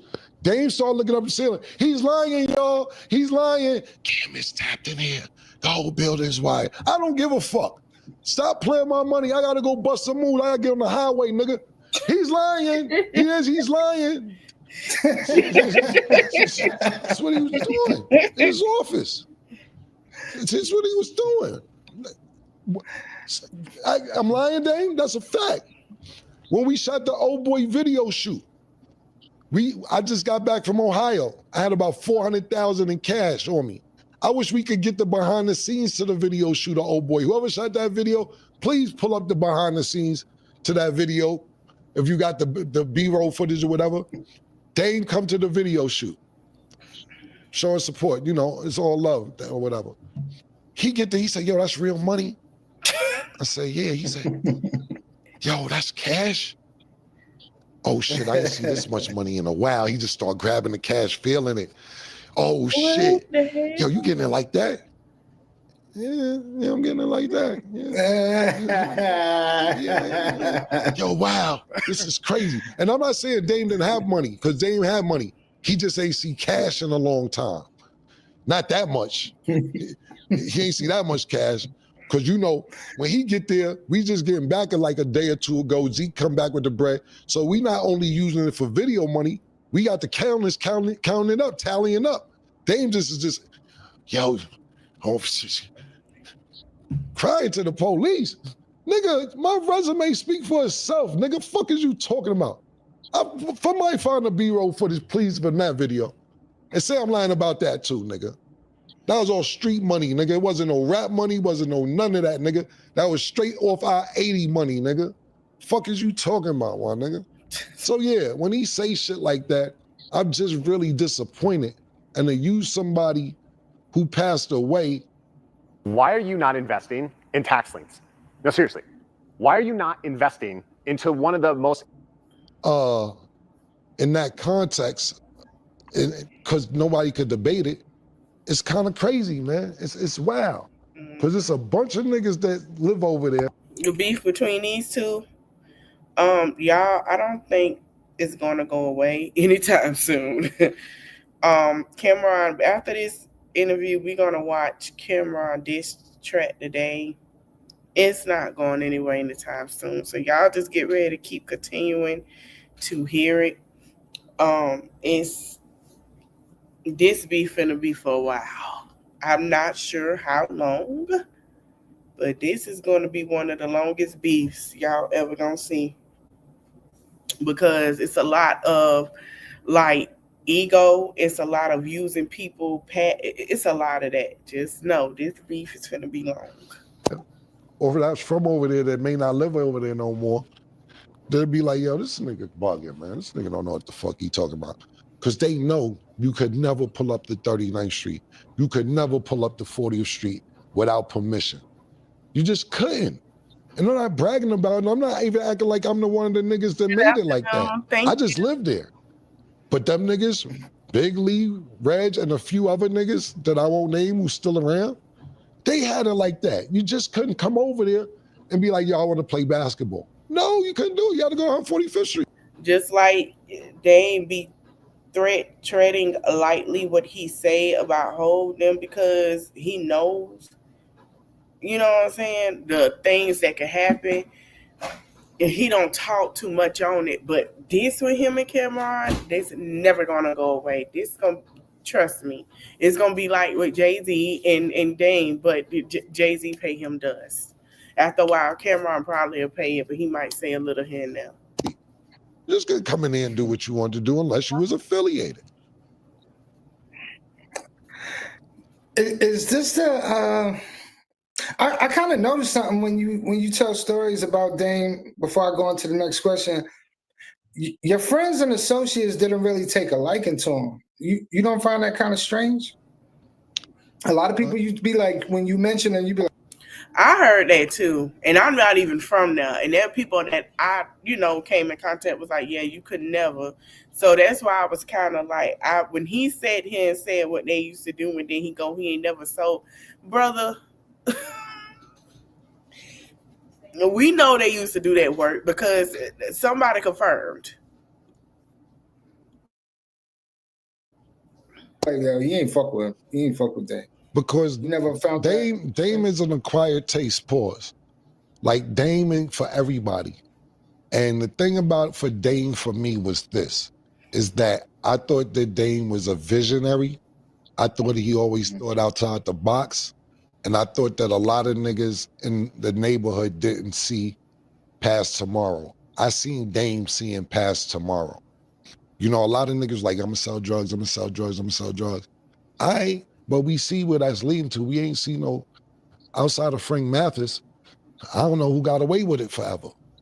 So Dame always had visions of doing other things. Not only that, he had a rap group, Original Flavor. Original Flavor was on Video Music Box. You're like, oh shit, this nigga got a rap group on Video Music Box. I used to play basketball. He'd be like, Cam, when you get out of college, I'm gonna be into that sports agency shit. You know what I'm saying? Yo, I'm gonna do this, that, and the third. And I believe that, I'm not talking about Mace because Mace is a visionary as well. But I'm just saying a lot of people, you have to have an outside the box personality. And when you grew up in Harlem at that time, his personality may not have been for everyone. So maybe that's why. But I understood where he was trying to go. So that's why I always thought, he gonna make it one day, because he's not thinking. You got 100 niggas thinking about this, and you may have 2 or 3 niggas thinking about this. If you're doing 100 niggas doing the same shit, the 2 or 3 niggas who thinking out the box will probably, come up and do other things. You know what I'm saying? So that was my reason on fucking with him. Besides that, he's funny. He was super cool. Everything else. But I thought he was a visionary when other niggas didn't, and that may have rubbed other people the wrong way. What if you can create your own website by saying, this is what I want? With Wix, you can.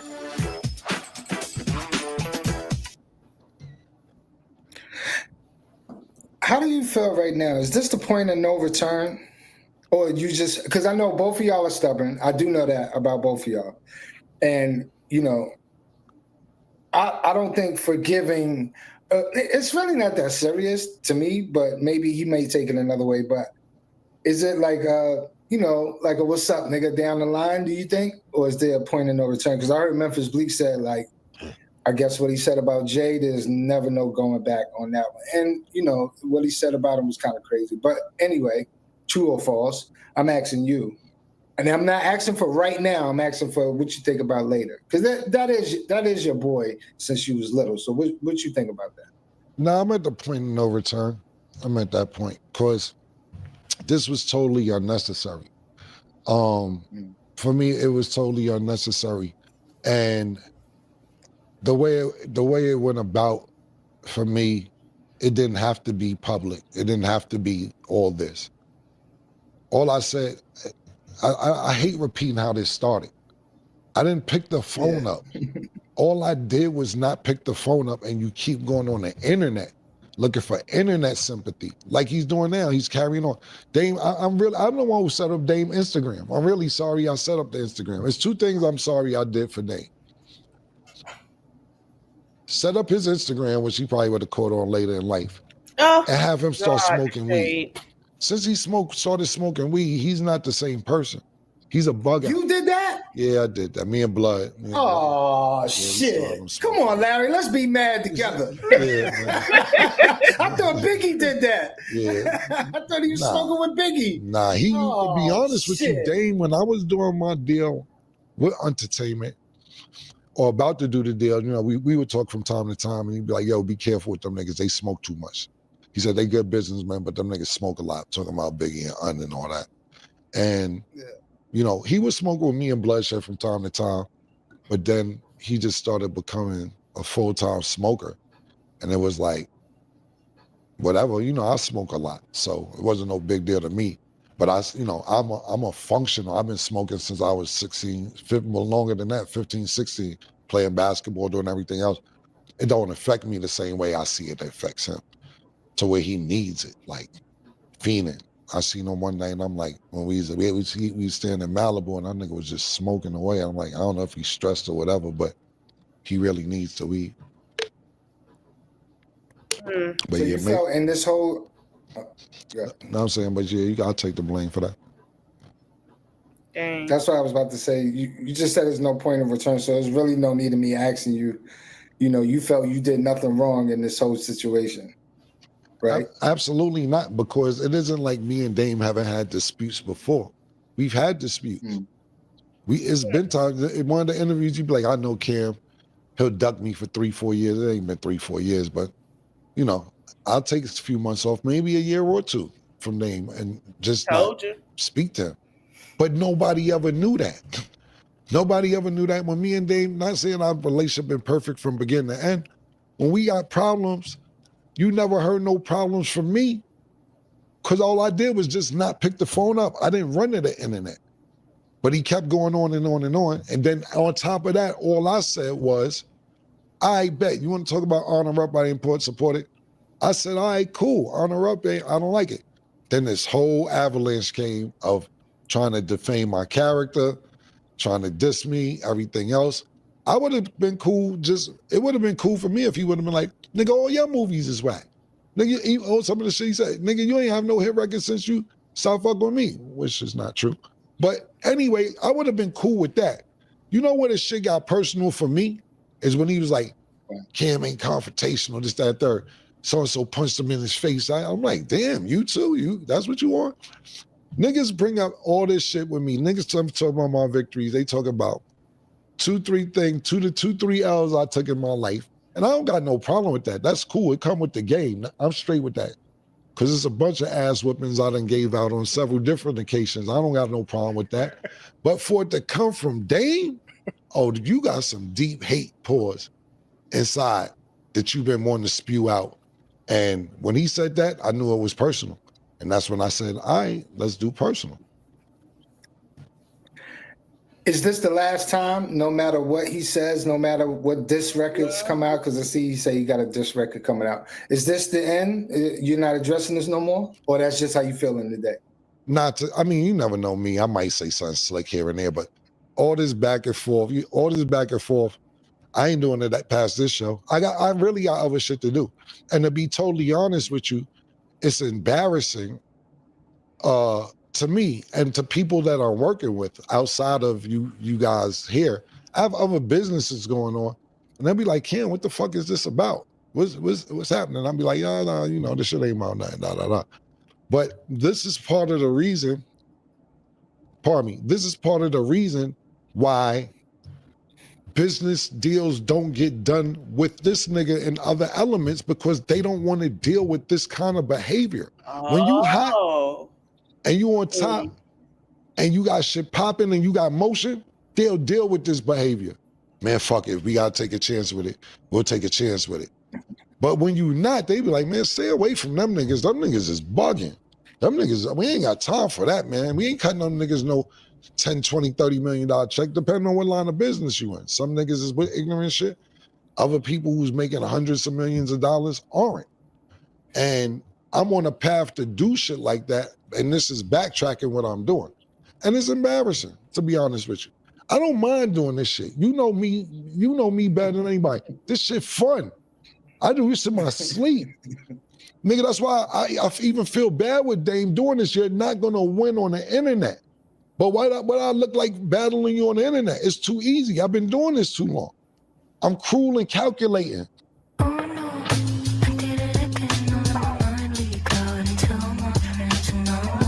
Upgrade the Escalade. Okay. I mean, I am. Sin, you always say this to me. I don't know how to play. Pause. I don't. Whatever. For real. I don't. You say can't fuck you. I say your mother was on crack. I sold her 2 dimes and then remind niggas and get proof that I did. That's what I do. That's what I do. I don't know how to play. I don't got no in between. Pause. I'm from a cruel area of the world, and that's how we play. That's just that. So this is it for the week. I hope it's. Listen, I tell you a lot of times. You know he gonna have something to say. This ain't, like I told y'all, this ain't over. To him, he might pay him dust every now and then, but with Dame, this ain't over because Dame has now been taking hits at DJ Envy, and we finna get into that, into this song. Let me see if I can fast forward a little bit. He been taking some little hits. Let me see. And then he goes to tell Adrian. Now, let's see if they still talk about him. Hold on. You know, he lost all respect for him and stuff. Let's go with the son, and then we're gonna move forward. Important thing you gotta ask me. That's what I was thinking. Like, I hope Boogie ain't think that niggas was gonna sit up here and try to get him to talk bad about Dame. That would be the stupidest shit in the world. Like, everybody knows the respect that Boogie always had for Dame. That's his fucking father. So I don't know where them bad thoughts came from. Like that. I'm gonna keep it with you. He not lying. Remember when they was on the Growing Up Hip Hop show? And Dame told him when they was in LA, and Dame was like going at Boogie like he was like he'll knock it out and all that, and Boogie ain't say nothing. Boogie just sat there and was like, he always do that. That's what he always do, but I can't disrespect my dad because that's my dad. He got much respect for his daddy. And remember, he lost it telling him with the new, you know, with Dame's wife at the time, and he was like, I got respect for you, and you my dad, and you act like I don't got respect for you. You talk to me like I'm these niggas from the remember that? They didn't lie, because after that episode, I don't think we seen them no more on that show. But yeah, Boogie got big mad respect for his daddy. When Dame got into that boy tell about his drinking, he really got big respect for him. That was crazy. That's why I didn't even address it, to be honest with you. But go ahead. Yeah. All right. You didn't make a comment about it, and we all saw it. And just to let you know, he's a cool nigga, man. But he was just out of line. What happened? Explain the whole Adrian Broner thing. Okay. We saw him talk about that. Now, let me see if he got the diss song on his thing. I feel like Dame is making his own way into different things. Nah, it ain't on here. Let me see if I can pull it up. Let me go on something else. Let me go on YouTube and pull it up.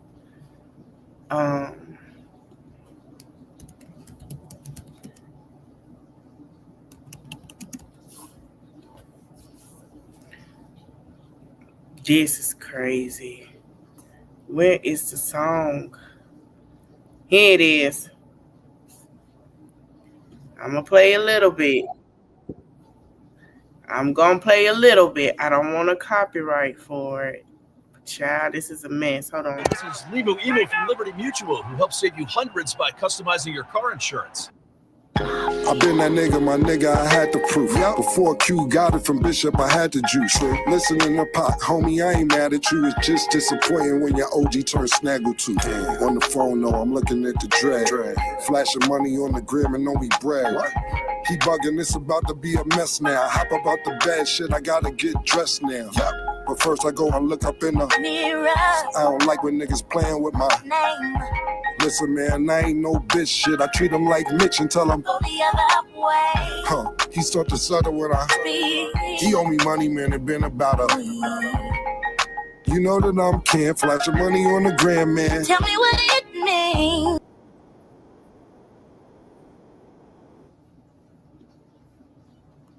Y'all can go watch the rest. It's called When I See You from Camron this today. But y'all can go watch it. That's what it's given. I feel like it is my thing too. I feel like Dame, I don't know. Let me see how old. I think Dame in his 60s. And I feel like Dame feel like he done took all this time. Cause he's saying he going to therapy now. Okay, so he's 54. I feel like that too, but I also feel like he's going through a midlife crisis as well. Dame about to be 60. He's 54. He's getting up there. So he going through a midlife. He really is going through a midlife. So then he decided to go ham on DJ Envy. And I said, wait a minute, excuse me. So he asked DJ Envy, where is it, to show his home. Here you go.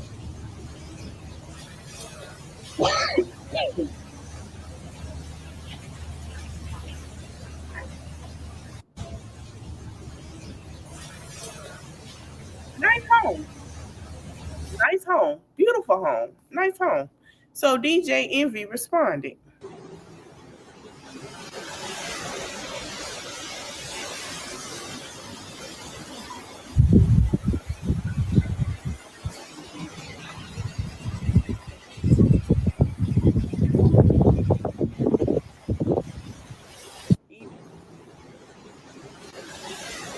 Okay? Nice home. Then yeah.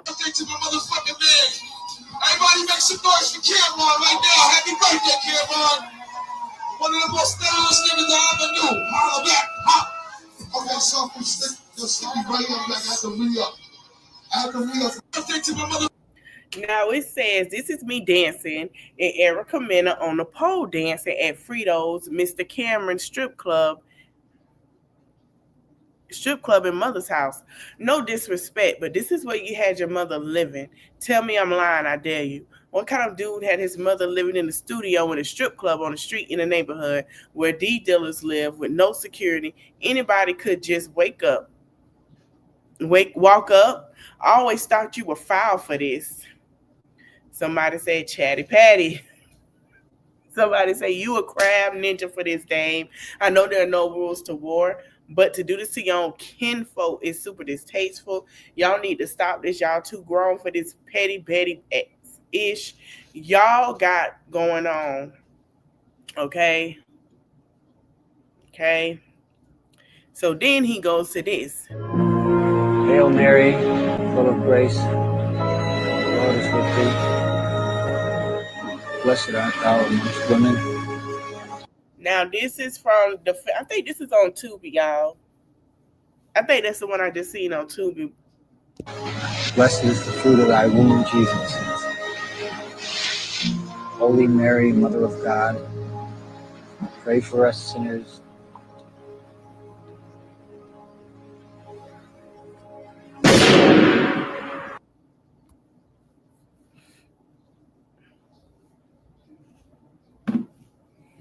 I suggest you send this too when you went too far. You broke my heart, Frito. We could squash this, but you have to holler at Daniel. I'm not talking to you anymore. He said, I never hustled with Mr. Camron. He's a civilian, but he's effing with my family office, and he now made my wife and my 2 sons uncomfortable. I would never do anything violent.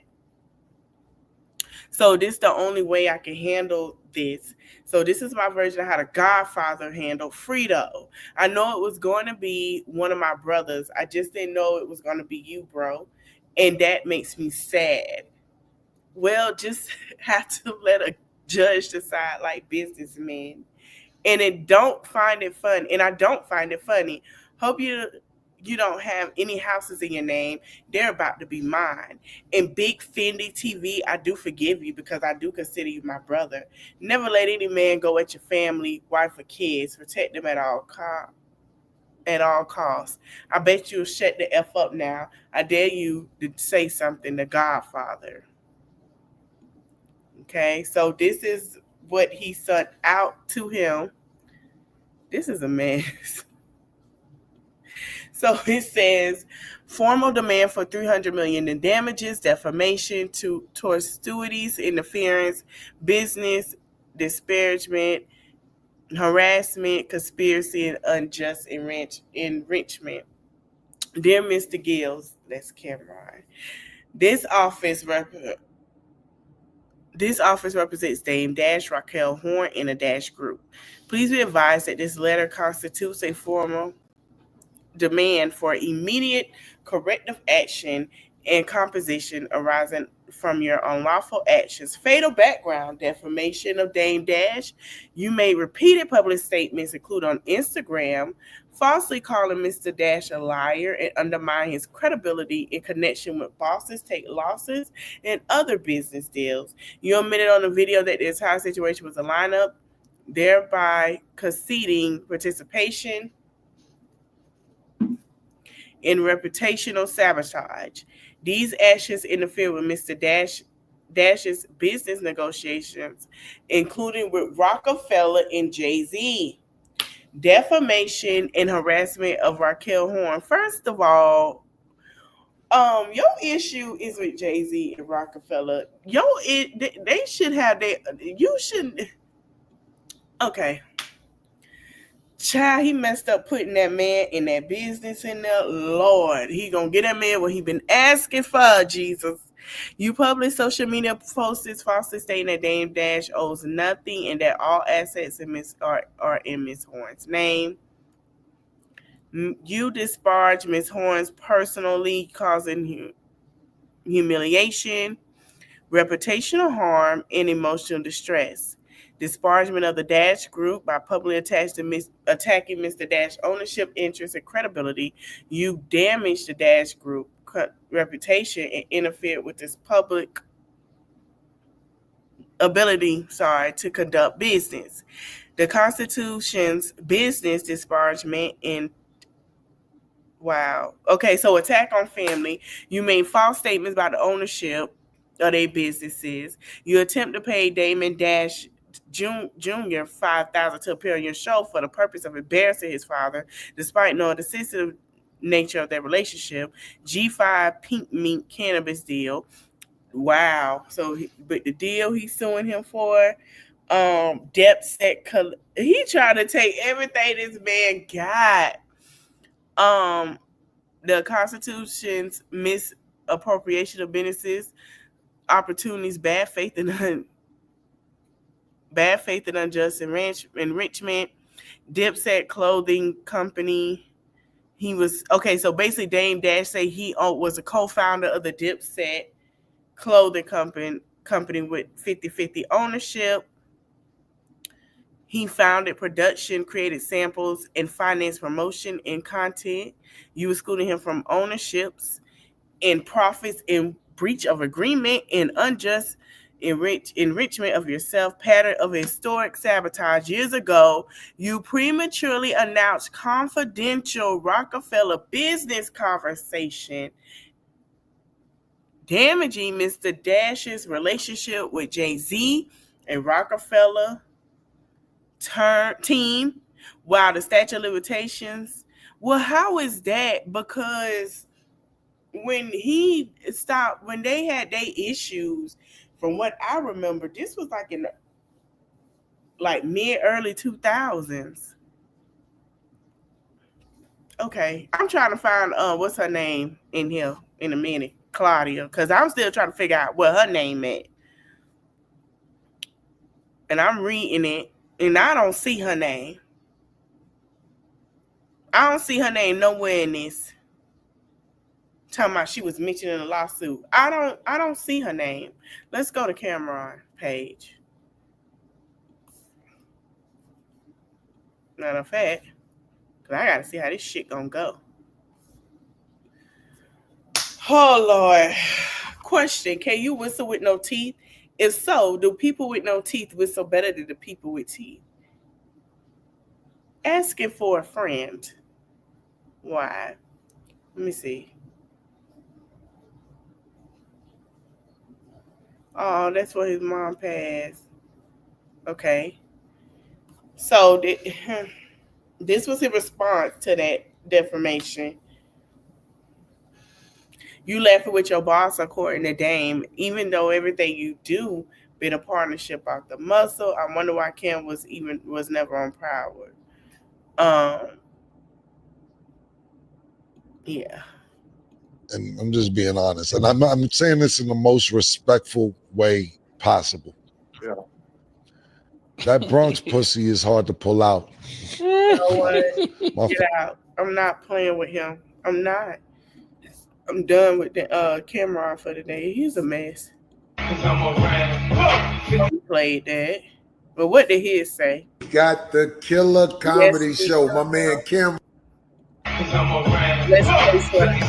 Ride through your gums and treacherous, but I got you tomorrow Friday though. My teeth got fixed. That's the reason. Congratulations. Thank you. I mean, I think everybody. How many? No, these are dentures. Okay. Hey, yo, check this out. One time for your mind, two times for your soul. What the fuck, my remote, so I can mute this TV and shit. I could do it without mute. Yo, Dane, check this out. I'm tired every time you make a motherfucking video and you holding your motherfucking teeth like this in and shit. And niggas tag me in that shit. So like, yo, talk shit. Yo, Dame, fuck all that little tight jaw shit, nigga. These right here will keep them bitches in, nigga. I could sing the bridge with my false teeth in with these motherfuckers, Damon Dash. Fuck all that money you got. Niggas want you to be talking like fucking shit. I'm not a fucked up nigga like that, Dame, okay? So I'm telling you, I just saw you on the river looking like you holding your fucking teeth and you don't want to talk. Nigga, you might well pull them bitches out if that's what you got to do.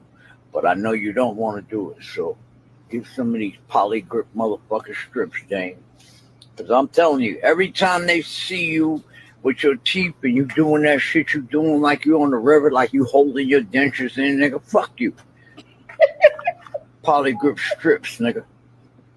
Thank me later, motherfucker, okay? Stop walking around looking like you look like a nigga you got your jaw broke or some shit because you can't open your mouth because your fucking top jib is gonna fall out again.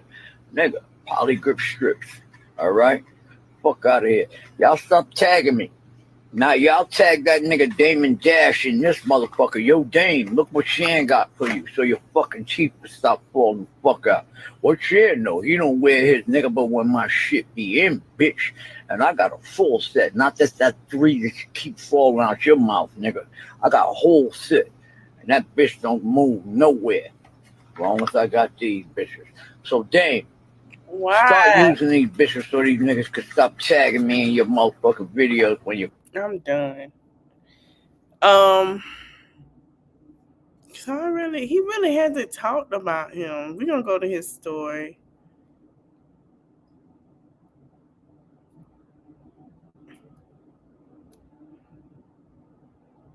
Okay, here's how it really started. So 50 said, I now have the rights to Pain in Full. I'm developing into a premium TV show. If you like Godfather of Harlem, you're going to love this. Cam said to executive produce alongside me, if you want it, one in, get at him. I'm out of the country. So Camron said, we've been talking about this for a few months now. It's almost time. He said, thanks for the opportunity. So that's when Dame say, nah, he don't own that. He don't own that, right? Let's see. He don't own that and all this and that.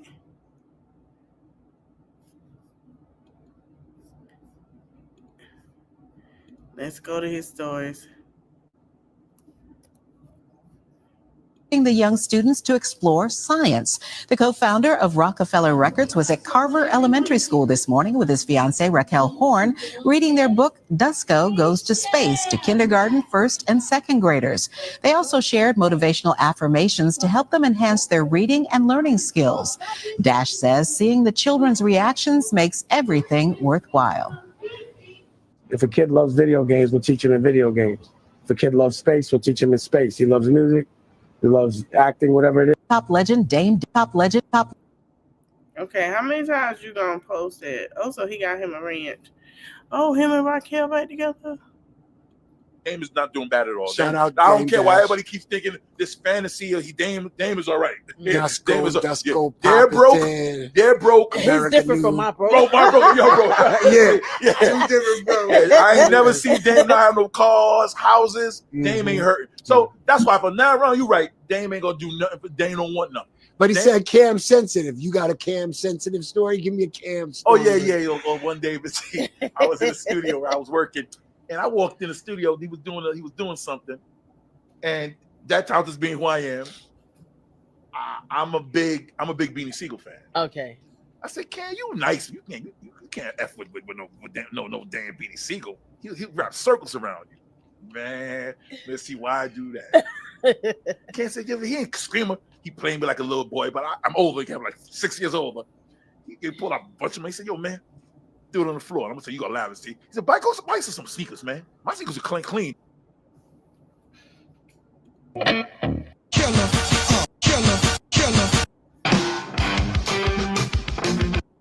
Child.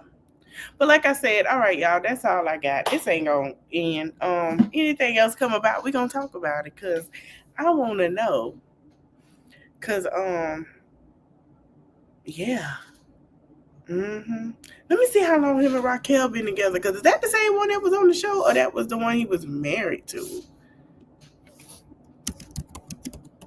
Cause I know his daughter, Ava, is doing wonderful.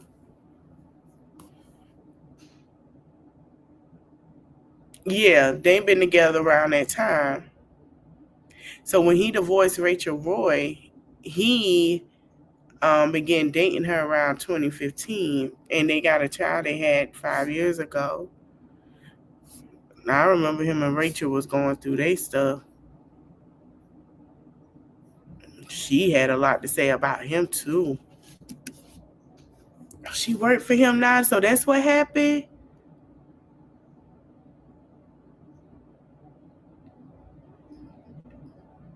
Hold on, stop the press. So this supposed to be Becky with the good hair, Rachel Roy, but we don't know who Becky with the good hair is. But now it's saying that Rachel Roy, which was Dame's ex-wife, is Becky with the good hair. This is a lot. Jay-Z connection to Rachel Roy still from rumors that Roy was the ex-wife of Jay-Z's former business partner. Dame Dash was the Becky partner. Dame Dash was Becky with the good hair reference, and Beyonce saw sorry. The speculation rose from Roy posted Instagram message that fans interpreted as with reference to the lyric, leading to online backlash and threats against Roy and her daughters. Roy denied the rumors that there was no truth to them on her Instagram. We'll never know who Becky with the good hair is. Like, that's just she's not gonna be important to know. Okay, we'll never know until Beyonce say herself, and she fun. Jay-Z has decided to come out and say, we will never know. That's just that she in Beyonce world, she does not exist. No case, no face. She wasn't born. That's just how she feel. Okay, let it go. All right, thank you guys for forget to like, comment, share, subscribe. I'll see you guys later for Lit Live Saturday. I might come back later to talk about Romika Mills in a couple of hours before Lit Live Saturday. And then we're going to get it to Lit Live Saturday. So thank you guys for watching. Don't forget to hit that like button, comment, subscribe to the channel, honey. I am here. Make sure y'all have y'all drinks tonight at 8 o'clock. See you later. Thank you for watching. Bye.